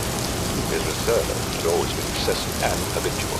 I was aware, however, that his very ancient family had been noted for a peculiar sensibility and temperament, displaying from long age many works of exalted art, and manifested the blatant, repeated deeds of munificent yet unobtrusive charity, as well as an impassioned devotion to the intricacies of musical science. I'd learned, too, the very remarkable fact that the step of the Usher race, all time-honored as it was, had put forth at no period any enduring branch. In other words, that the entire family lay in a direct line of descent and had always, with very trifling and very temporary variation, so lay. It was this deficiency I considered while running over in thought the perfect keeping of the character of the apprentices with the accredited character of the people, and while speculating upon the possible influence which the one in the long lapse of centuries might have exercised upon the other, it was this deficiency, perhaps, of collateral issue, and the consequent undeviating transmission of sire to son of the patrimonial name, which had at length so identified the truth as to merge the original title of the estate with the quaint and equivocal appellation of the House of Usher, an appellation which seemed to include in the minds of the peasantry who used it both the family and the family mansion. When I again uplifted my eyes to the house itself from its original pool, there grew in my mind a strange fancy, a fancy so ridiculous indeed that I could mention it to show the vivid force of the sensation which impressed me. I had so worked upon my imagination, really to believe that about the whole mansion and domain there hung an atmosphere which had no affinity, air, heaven, but which had reeked up from decayed trees and grey wall and the silent car. Pestilent and mystic vapor, dull, sluggish, faintly discernible, and pleasant hue. Shaking off from my spirit what must have been a dream, I scanned more narrowly the real aspect of the building. Its principal feature seems to be that of excessive antiquity. The discoloration of ages had been great. Minute fungi overspread the whole exterior, hanging in a fine, tangled webwork from the eaves. Yet all this was apart from any extraordinary dilapidation. Beyond this indication of extensive decay, however, the fabric gave little token of instability. Perhaps the eye of a scrutinizing observer might have discovered a barely perceptible fissure, which, extending from the roof of the building in front, made its way down the wall in a zigzag direction until it became lost, sullen waters of the town. Noticing these things, I rode over a short causeway to the house. Servant in waiting took my horse, and I entered the Gothic archway of the hall. A valet of stealthy step thence conducted me in silence through many dark and intricate passages to my progress to the studio of his master. Much that I encountered on the way contributed, I know not how, to heighten the vague sentiments of which I have already spoken. While the objects around me, while the carvings of the ceiling, the somber tapestries of the walls, the ebon blackness of the floors, and the phantasmagoric armorial trophies which rattled as I strode, were but bands to which I had been accustomed from my infancy, I still wondered to find how unfamiliar were the fancies which ordinary images were stirring up. The valet now threw open the door and ushered me into the presence of his master. The room in which I found myself was very large and lofty. The windows were long, narrow, and pointed, and so vast a distance from the black oaken floor as to be altogether inaccessible from within. Feeble gleams of crimson light made their way through the trellised panes, and served to render sufficiently distinct the more prominent objects around. I, however, struggled in vain to reach the remoter angles of the chamber or the recesses of the vaulted and fretted ceiling. Dark draperies hung up on the walls. General furniture was profuse, unless antique and tattered. Many books and musical instruments lay scattered about, but failed to give any vitality to the scene. I felt as I breathed an atmosphere of sorrow, an air of stern, deep, and irredeemable gloom hung over and pervading all. Upon my entrance, Usher arose from the sofa which he'd been lying at full length and greeted me with a vivacious warmth which had much in it, I at first thought, of an overdone cordiality, of the constrained effort of the ennuyé man of the world. A glance, however, at his countenance convinced me of his perfect sincerity. We We sat down, and for some moments while he spoke not, I gazed upon him with a feeling half of pity, half of awe. Surely man had never before so terribly altered in so brief a period as had Roderick Usher. It was with difficulty that I could bring myself to admit the identity of the one being before me, with the companion of my early boyhood, the ghastly pallor of the skin and the miraculous luster of the eye, above all things, startled and even awed me. The silk in the hair had been suddenly grown, all unheeded, and as in its wild gossamer texture, it floated rather than fell about the face. I could not even with effort connect its arabesque expression with any idea of humanity. In the manner of my friend, I was at once struck with an incoherence and inconsistency, and I soon found this to arise from a series of feeble and futile struggles to overcome an habitual trepidancy and excessive nervous agitation. His action was alternately vivacious and sullen. His voice varied rapidly from a tremulous indecision when the animal spirit seemed utterly in vain, to that species of energetic concision and abrupt, weighty, unhurried and hollow-sounding enunciation that leaden, self-balanced and perfectly modulated guttural utterance, which may be observed in the lost drinker or the irrefragable eater of opium during the periods of most intense excitement. It was thus that he spoke of the object of my visit, of his earnest desire to see me, and of the solace he expected me to afford him. He entered at some length into what he conceived to be the nature of his malady, was, he said, a constitutional and a family evil, one for which he despaired to find a remedy. A mere nervous affection, he immediately added, which would undoubtedly soon pass off. It displayed itself in a host of unnatural sensations, some of these as he detailed, interested and he suffered much from a morbid acuteness of the senses. The most insipid food was alone endurable, and where only garments, the texture, the odors of all flowers were impressed. His eyes were tortured by even a faint light, and the web of peculiar sounds, and these from strange influence which did not inspire him with horror. To an anomalous species of terror, I found him a bound slave. I shall perish, said he. I must perish in this deplorable poverty. In this unnerved, in this pitiable condition, I feel fear will sooner or later arrive when I must abandon life and reason together in some struggle with grim phantasm. Here.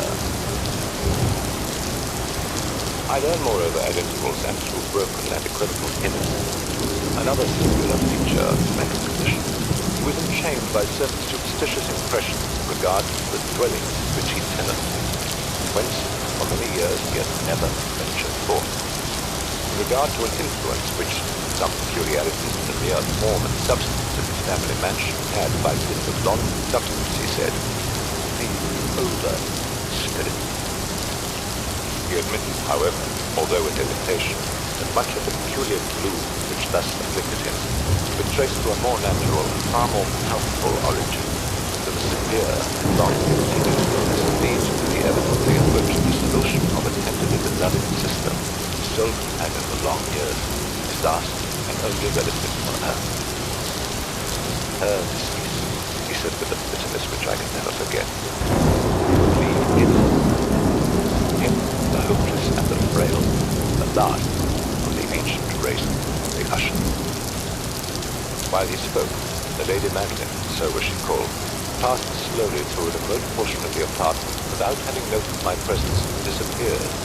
I regarded her with utter astonishment, not unmingled with dread, and yet I found it impossible to account for such feeling. A sensation of stupor pressed me as my eyes followed her retreating steps. When a door at length closed upon her, my glance sought instinctively and eagerly the countenance of the brother, but he had buried his face in his hands, and I could only perceive far more than ordinary wantonness that overspread the emaciated fingers, through which trickled many passionate tears. The disease of the Lady Magdalene had long battled to steal her position. settled apathy, a gradual wasting away of the personal, and frequent, although transient, affections of a partially cataleptical character were the unusual diagnosis. Hitherto, she had steadily borne up against the pressure of her malady, and had not taken herself finally to bed. But on the closing in of the evening of my arrival at the house, she succumbed, as her brother told me at night with inexpressible agitation, to the prostrating power of the destroyer. And I learned, glimpsed I obtained of her person would thus probably be the last that should attack. The lady, at least, while living, would be seen by me no more. For several days ensuing, her name was unmentioned by either Usher or myself. During this period, I was busied in earnest endeavors to alleviate the melancholy of my friend. We painted and read together, or I listened as if in a dream to the wild improvisations of his speaking guitar. And thus, as a closer and still closer intimacy admitted me more unreservedly into the recesses of his spirit, the more bitterly did I perceive the futility of all attempt at cheering a mind which darkness poured forth upon all objects of the moral and physical universe in one unceasing radiation of gloom. I shall ever bear about me a memory of the many solemn hours I thus spent alone with the master of the house of Usher. Yet I should fail in any attempt to convey an idea of the exact character of the studies or of the occupations in which he involved me or led me the way. From the paintings over which his elaborate fancy brooded, I would in vain endeavor to deduce more than a small portion which should lie within the compass of merely written words. One of the phantasmagoric conceptions of my friend, partaking not so rigidly of the spirit of abstraction, may be shadowed forth, although feebly, in words. A small picture presented the interior of an immensely long, rectangular vault or tunnel, with low walls, smooth, white, and without interruption or device. Certain accessory points of the design served well to convey the idea that this excavation lay at an exceeding depth below the surface of the earth. No outlet was observed in any portion of its vast extent, and no torch or other artificial source of light was discernible. Yet, a flood of intense rays rolled throughout, and bathed the whole in a ghastly and penetrating splendor. I have spoken of that morbid condition of the auditory nerve which rendered all music intolerable to the sufferer, with the exception of certain effects of stringed instruments. It was perhaps the narrow limits to which he thus confined himself upon the guitar which gave birth in great measure to the fantastic character of his performances. But the fervid facility of his impromptus would not be so accounted for. They must have been the result of that intense mental collectedness and concentration to which I previously alluded, as observable only in particular moments of the highest artificial excitement. Words of one of these rhapsodies I easily remember. The verses, which were entitled The Haunted Palace, ran very nearly, if not accurately, thus. In the greenest of our valleys, by good angels inhabited, once fair and stately palace, radiant palace, reared its head. In the monument of Thorn's dominion, it stood there. Never seraped spread a pinion over a fabric half so fair. Banners, yellow, glorious, golden, on its roof that float and flow. All this was a old time long ago. And every gentle air that dallied in that sweet day along the ramparts plumed and padded, a winging odor fleet away. Wanderers in that happy valley, through two luminous windows, saw spirits moving musically to a lute's well-tuned law round about a throne, where, sitting, coffee Roger King, state and glory well befitting, the ruler of the realm, was seen. And all with pearl and ruby glowing was the fair palace door, through which came flowing, flowing, flowing, and sparkling evermore a troop of echoes, whose sweet duty was but to sing, in voices of some passing beauty, the wit and wisdom of that. But evil things, in groves of sorrow assailed the monarch's high estate. Let us mourn, for never morrow shall dawn upon him this. And round about his home, the glory that brushed and bloomed is but a dim, remembered story of the old time and tomb. And travelers now, within that valley, through the red, little windows, see vast forms that move fantastically to this cold melody, while, like a rapid, ghastly river, through the pale door, a hideous throng rush out forever and laugh, smile no more. I well remember that suggestions arising from this ballad led us into a train of thought wherein there became manifest an opinion of Usher's of the sentience of all vegetable things, but in his disordered fancy, the idea assumed a more daring character and trespassed under certain conditions on the kingdom of inorganization. I lacked the word to express the full extent of the earnest abandonment of this persuasion. Belief, however, was connected with the grey stone of the home of his forefather. The conditions of the sentience had been here, he imagined, fulfilled in the method of collocation of these stones, in the order of their arrangement, as well as in that of the many fungi which overspread them, and of the decayed trees which stood around. Above all, in the long, undisturbed endurance of this arrangement, and in its sweet duplication in the still waters of the Tarn. The evidence of sentience was to be seen, he said, and I hear scientists both in the gradual yet certain condensation of an atmosphere of their own above the waters and the walls. The result was discoverable, he added, in that silent, yet importunate and terrible influence which for centuries ruled the destinies of his family, and which made him what I now saw him, what he was. Such opinions need no comment I will make. One evening, having informed me abruptly that the Lady Madeline was no more, he stated his intention of preserving her corpse for a fortnight, mainly in its final interment, in one of the numerous vaults within the main walls of the building. The worldly reason, however, assigned for the secret proceeding was one which I did not feel at liberty to dispute. The brother had been led to his resolution, so he told me, by consideration of the unusual character of the malady of the deceased, of certain inquiries on the part of her medical men, and of the remote exposed situation of the burial ground family. I had no desire to oppose what I regarded as the best, but a harmless, by no means an unnatural precaution. At the request of Usher, I personally aided him in the arrangements for the temporary tomb. The body having been encompassed, we two alone bore it to its rest. The vault in which we placed it, and which had been so long unopened that our torches half smothered in its oppressive atmosphere, gave us little opportunity of investigation, was small, damp, and entirely without means of admission for light, lying at great depth immediately beneath that portion of the building in which was my own sleeping apartment. It had been used, apparently, in remote feudal times, for the worst purposes of a dungeon keeping, and in later days as a place of deposit for powder or some other highly combustible substance, as a portion of its floor and the whole interior of a long archway through which we reached it were carefully sheathed with copper. The door, of massive iron, had been also similarly protected. Its immense weight caused nothing to a sharp, grating sound as it moved upon its hinges.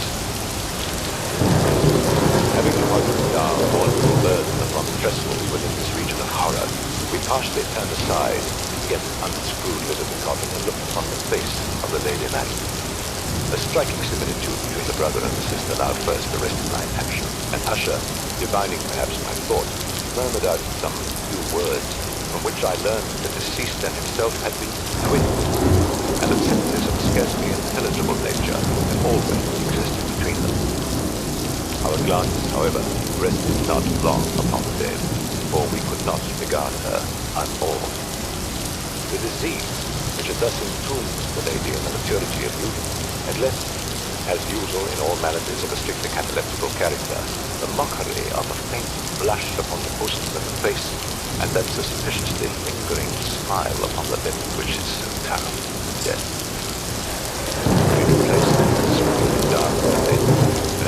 secured door of iron, made our way with toil to the scarcely less gloomy apartments of the upper portion of the house. And now, some days of bitter grief having elapsed, an observable change came over the features of the mental disorder of my friend. His ordinary manner had vanished, his ordinary occupations were neglected or forgotten.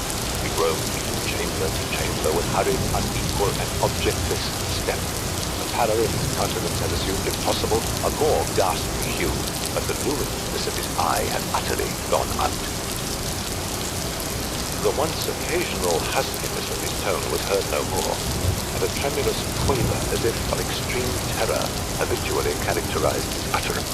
There were times, indeed, when I thought his unceasingly agitated mind was laboring with some oppressive secret, to divulge which he struggled for the necessary courage. At times, again, I was obliged to resolve all into the mere inexplicable vagaries of madness, for I beheld him gazing upon vacancy for long hours in an attitude of profoundest attention, as if listening to some imaginary sound. It was no wonder that this condition, terrified that it infected me. I felt creeping upon me by slow yet certain degrees the wild influences of his own fantastic and impressive superstitions. It was especially when retiring to bed late in the night of the 7th or 8th day after the placing of the Lady Madeline within the dungeon that I experienced the full power of such feelings. Sleep came not near my couch, while the hours waned and waned away. I struggled to reason off the nervousness which had dominion over me. I endeavored to believe that much, if not all of what I felt, was due to the bewildering influence of the gloomy furniture of the room, of the dark and tattered drapery, which, tortured into motion by the breath of a rising tempest, swayed fitfully to and fro on the walls and rustled uneasily about the decorations of the bed. But my efforts were fruitless.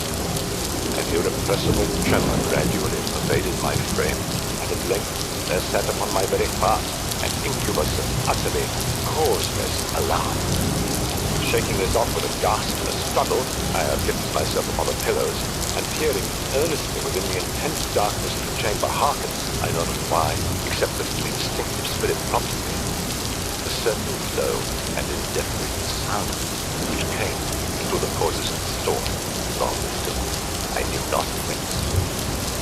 Overpowered by an intense sentiment of horror, unaccountably and unendurable, I threw on my clothes with haste, for I felt that I should sleep no more during the night, and endeavored to arouse myself from the pitiable condition into which I had fallen by pacing rapidly to and fro through the apartment.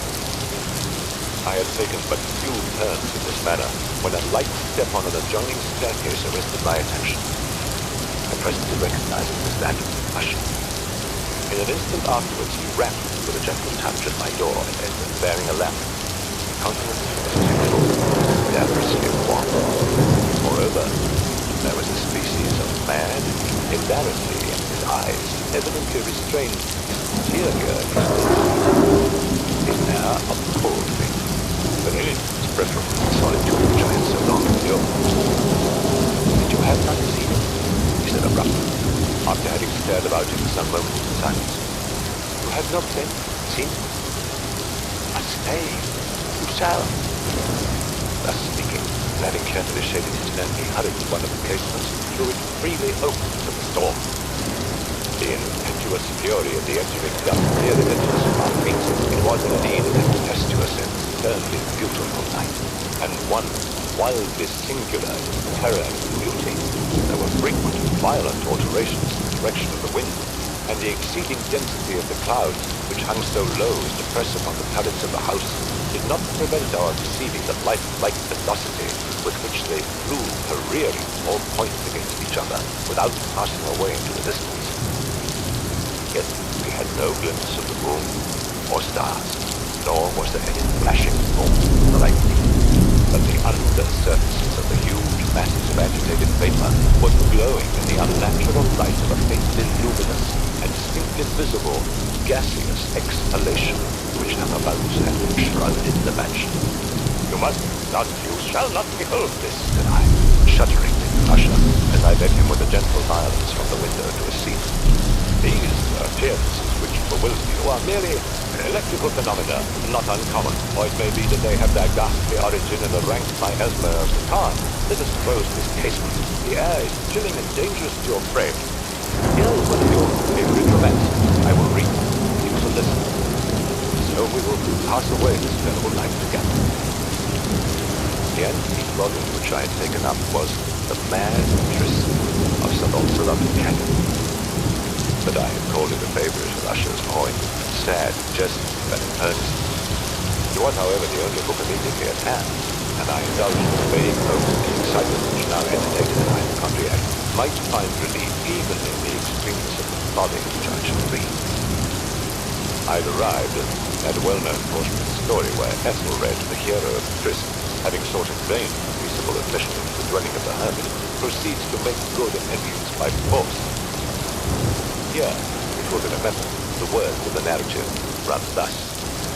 And Ethelred, feeling the rain upon his shoulders and hearing the rising of the tempest, uplifted his mace outright, and with blows made quickly room the plankings of the door for his gauntlet in hand.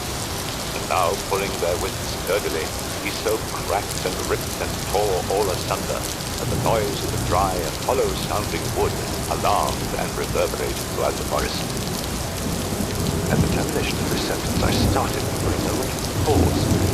When it appeared to me, although I had once concluded my excited fancy had deceived me, it appeared to me that from some very remote portion of the mansion there came indistinct in my ears what might have been, in its exact similarity of character, the echo, the very cracking, ripping sound which Sir Launcelot had so particularly described.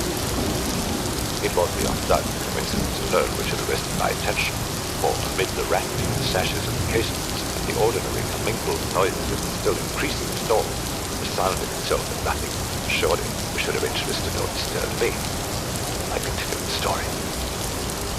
But the good champion Ethelred, now entering within the door, was sore enraged and amazed to perceive no signal of the maliceful hermit, but in the stead thereof a dragon, a scaly and prodigious demeanor, and of a fiery tongue which stated guard before a palace of gold, of floor of silver, and upon the wall there hung a shield of shining brass, with this legend enwritten: Who entereth herein, a conqueror has been. Who slayeth the dragon, the shield shall win. And Ethelred uplifted his mace and struck upon the head of the dragon, which fell before him and gave up his pestilent breath with a shriek so horrid and harsh, but also piercing, that Ethelred had fain to close his ears with his hands against the dreadful noise of it, the like whereof never before heard. There again I paused abruptly, and now with a feeling of wild amazement, for there could be no doubt whatever in this instance I did actually hear, although from what direction it proceeded I found it impossible to say. In low, apparently distant, but harsh, protracted, and most unusual screaming or grating sound. The exact counterpart of what my fancy had already conjured up for the dragon's unnatural shriek, as described by the romancer. Oppressed, as I certainly was, by a thousand conflicting sensations, which wonder and extreme terror were predominant, I still retained sufficient presence of mind to avoid exciting by any observation the sensitive nervousness of my companion. I was by no means certain that he had noticed the sounds in question, although assuredly a strange alteration had during the last few minutes taken place in his demeanor. From a position fronting my own, he had gradually brought round his chair so as to sit with his face to the door of the chamber, and thus I could but partially perceive his features, although I saw that his lips trembled as if he were murmuring inaudibly. He rocked from side to side with a gentle yet confident and uniform sway. Having rapidly taken notice of all this, I resumed the narrative of Sir Launcelot, which thus proceeded. And now the champion, having escaped from the terrible fury of the dragon, bethinking himself of the brazen shield and of the breaking up of the enchantment which was upon it, removed the carcass from out of the way before him, and approached valorously over the silver pavement of the castle to where the shield was upon the wall, which in sooth tarried not for his full coming, but fell down at his feet upon the silver floor with a mighty, great, and terrible ringing sound. No sooner had these syllables passed my lips than, as if a shield of brass had indeed at the moment fallen heavily upon a floor of silver, I became aware of a distinct, hollow, metallic, and clangorous and apparently muffled reverberation. Completely unnerved, I leaped to my feet. The measure brought in.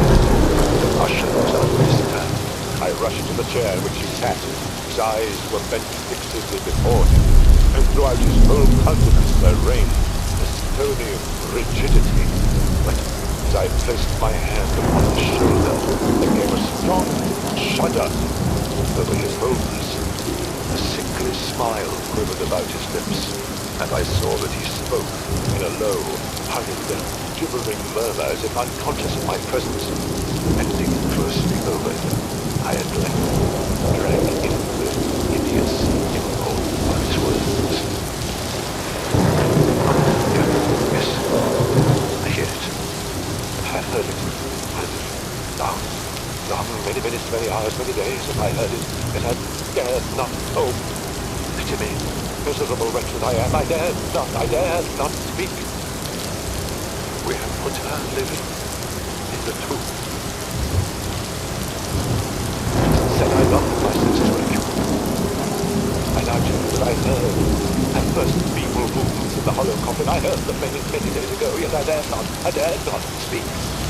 And tonight, Ethelred, the breaking of the hermit's door, the death cry of the dragon, and the clangor of the seals, say rather, the rending of her coffin and the grating of the iron hinges of her prison, and her struggles within the coppered archway of the vault. Oh, whither shall I fly? Will she not be here anon? Is she not hurrying to upbraid me for my haste? Have I not heard her footstep on the stair? Do I not distinguish that heavy and horrible beating of her heart? Stand, as I tell you! She now stands without the door! I see that the superhuman energy of his utterance there had been found the potency of a spell. The huge antique panels to which the speaker pointed grew slowly back their ponderous and heavenly jaws. Without those doors there did stand the lofty and enshrouded figure of the Lady Masque of Usher. There was blood upon her white robes, and the evidence of some bitter struggle upon every portion of her emaciated frame.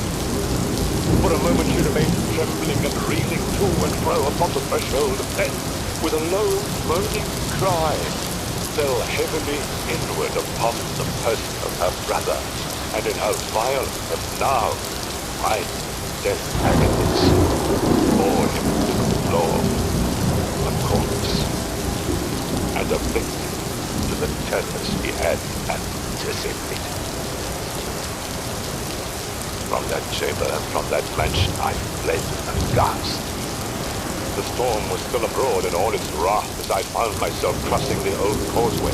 Suddenly, there shot along the path a wild light, and I turned to see whence a gleam so unusual could have issued, for the vast house and its shadows were alone behind me. The radiance was that of the full setting and blood-red moon, which now shone vivid through that once barely discernible fissure of which I had before spoken as extending from the roof in a zigzag direction. While I gazed, this fissure rapidly widened.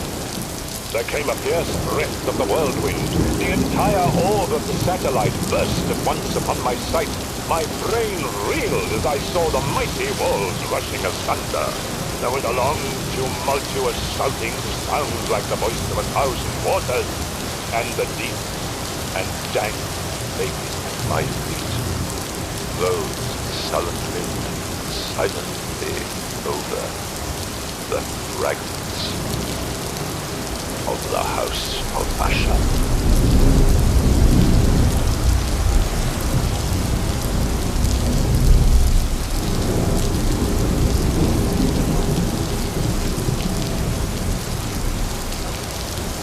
Masque of the Red Death. The Red Death had long devastated pestilence had ever been so fatal or so hideous. Blood was its avatar, and its seal, the redness and horror of blood. There were sharp pains and sudden dizziness, and then profuse bleeding at the pores with dissolution. The scarlet stains upon the body, and especially upon the face of the victim, were the pest ban which shut him out from the aid and from the sympathy of his fellow men. And the whole seizure, progress, and termination of the disease were the incidents of half an hour. But the Prince Prospero was happy and dauntless and sagacious. When his dominions were half depopulated, he summoned to his presence 1,000 hale and light-hearted friends from among the knights and dames of his court, and with these retired to the deep seclusion of one of his castellated abbeys. This was an extensive and magnificent structure, the creation of the prince's own eccentric yet august taste. A strong and lofty wall girdled it in. This wall had gates of iron. The courtiers having entered, brought furnaces and massy hammers and welded the bolts. They resolved to leave means neither of ingress nor egress to the sudden impulses of despair or of frenzy from within. The abbey was amply provisioned. With such precautions, the courtiers might bid defiance to contagion. The external world would take care of itself. In the meantime, it was folly to breathe or to think. The prince had provided all the appliances of pleasure. There were buffoons, there were improvisatori, there were ballet dancers, there were musicians, there was beauty, there was wine.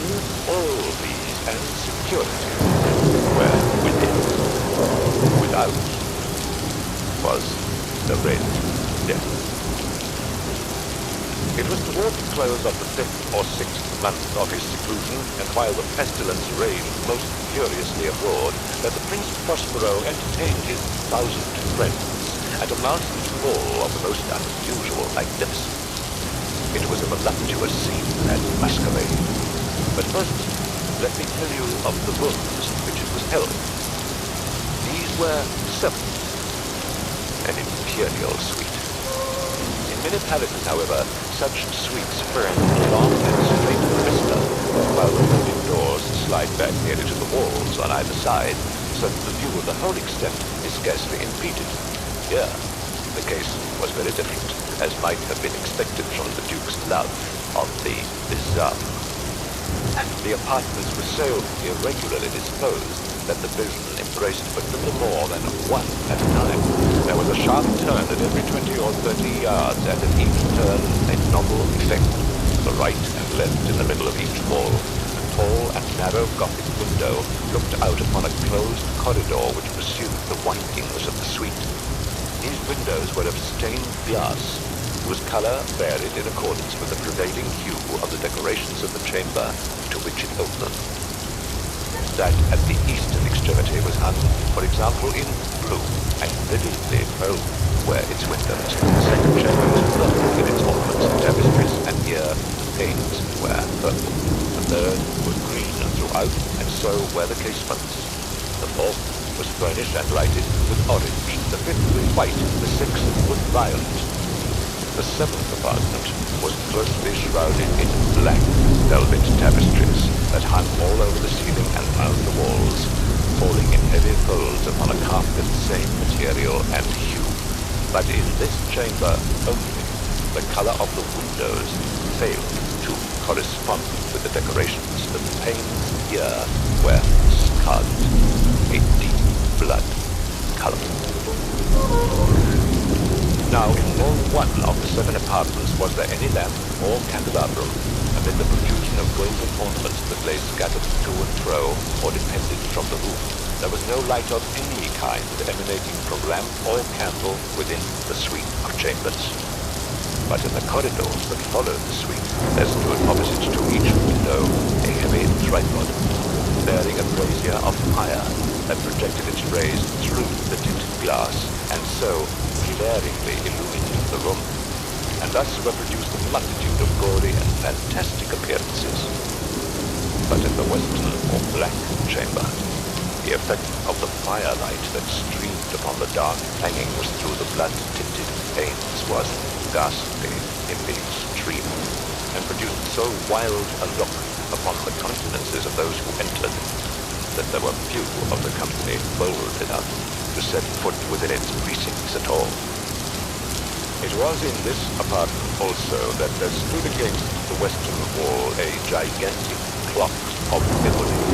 Its pendulum swung to and fro with a dull, heavy, monotonous clang.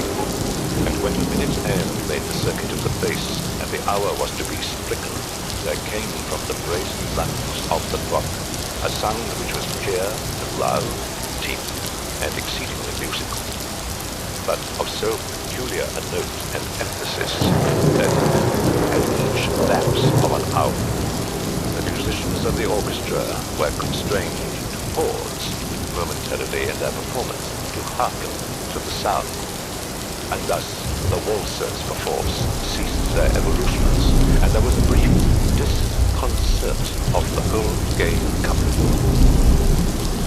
And while the chimes of the clock yet rang, it was observed that the giddiest grew pale, and the more aged and sedate passed their hands over their brows as if in confused reverie or meditation. But when the echoes had fully ceased, a light laughter at once pervaded the assembly. The musicians looked at each other and smiled as if their own nervousness and folly, and made whispering vows each to the other that the next chiming of the clock should produce in them no similar emotion.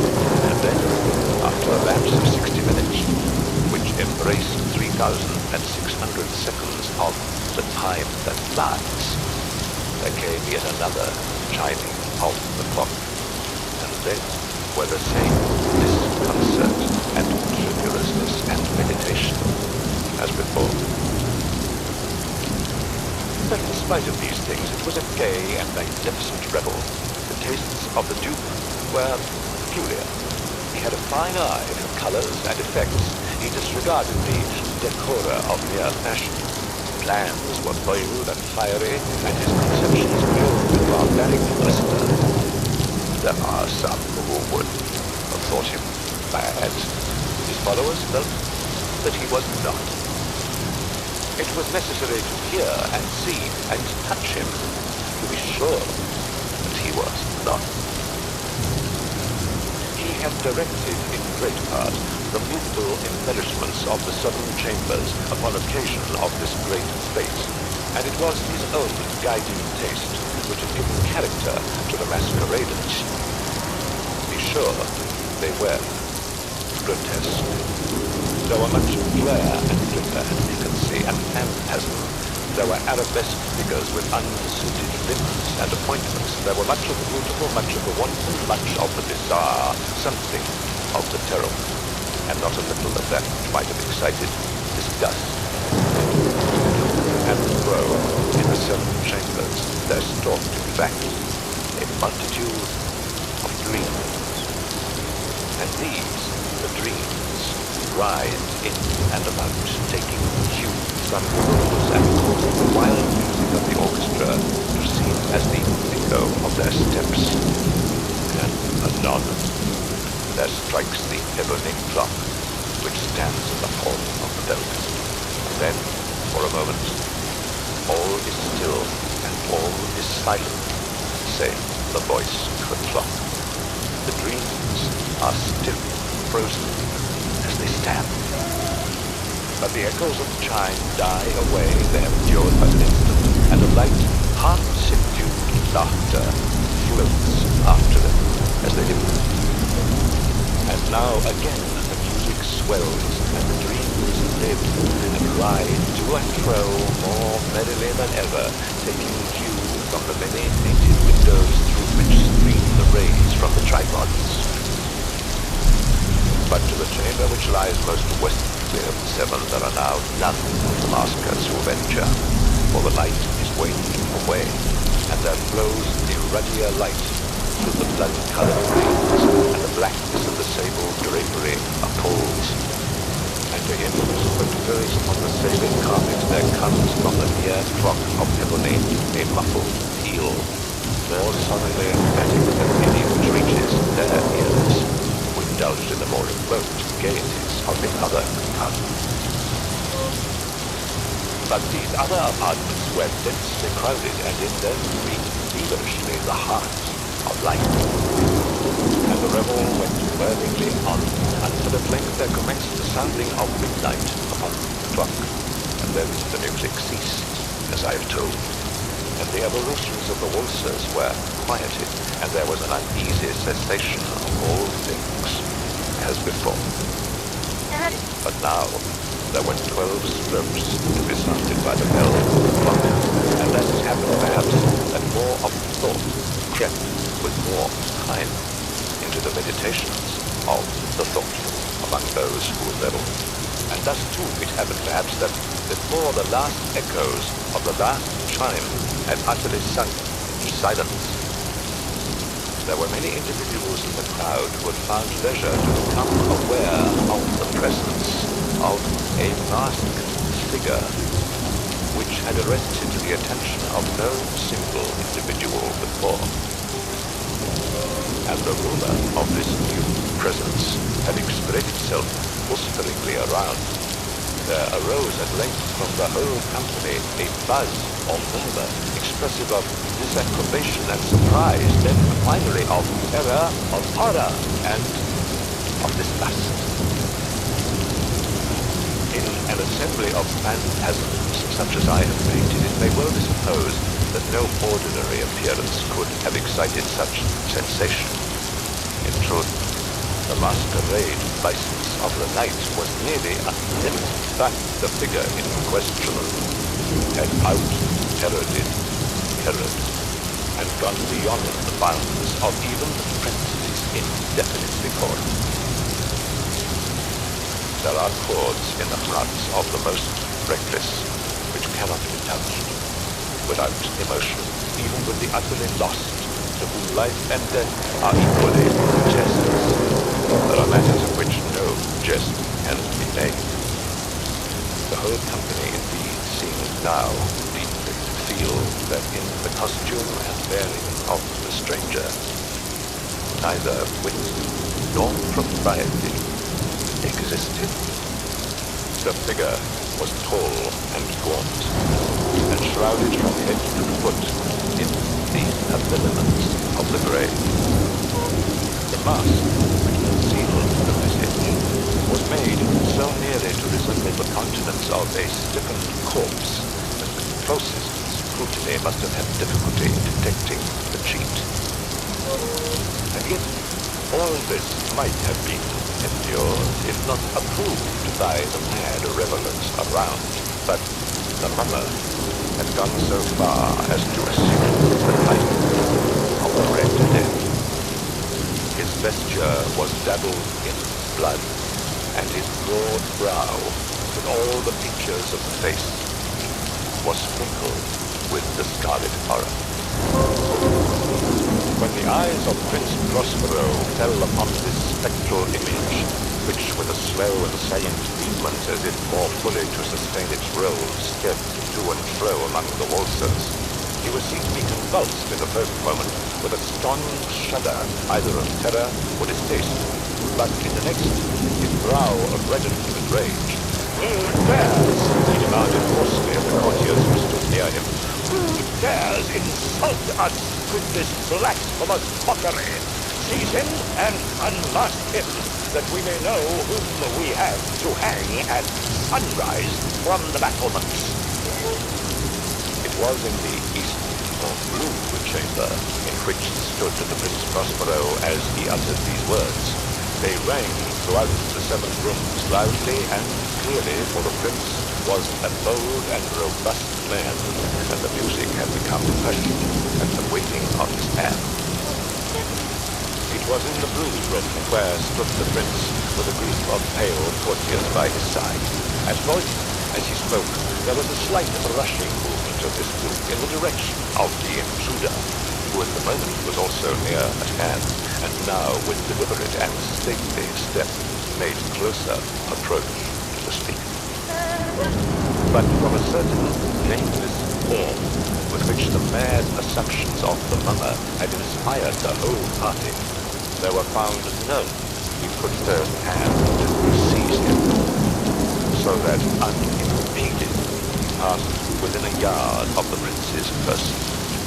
And while the vast assembly, as if with one impulse, shrank from the centers of the room to the walls, he made his way uninterruptedly, but with the same solemn and measured step which had distinguished him from the first.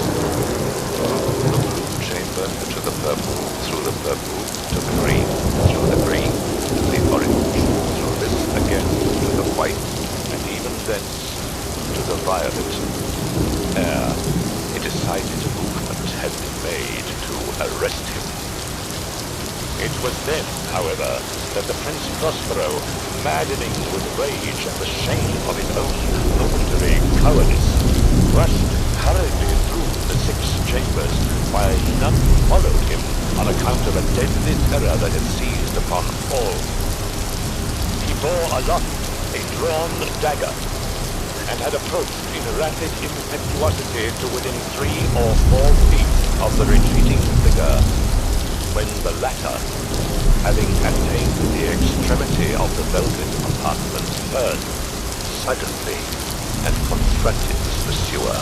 There was a sharp cry, and the dagger dropped gleaming upon the sable cup, upon which instantly afterward fell, prostrate in death, the Prince Prospero. Then, summoning the wild courage of despair, a throng of the revelers at once threw themselves into the black apartment, and seizing the mummer, the tall figure stood erect and motionless within the shadow of the ebony clock.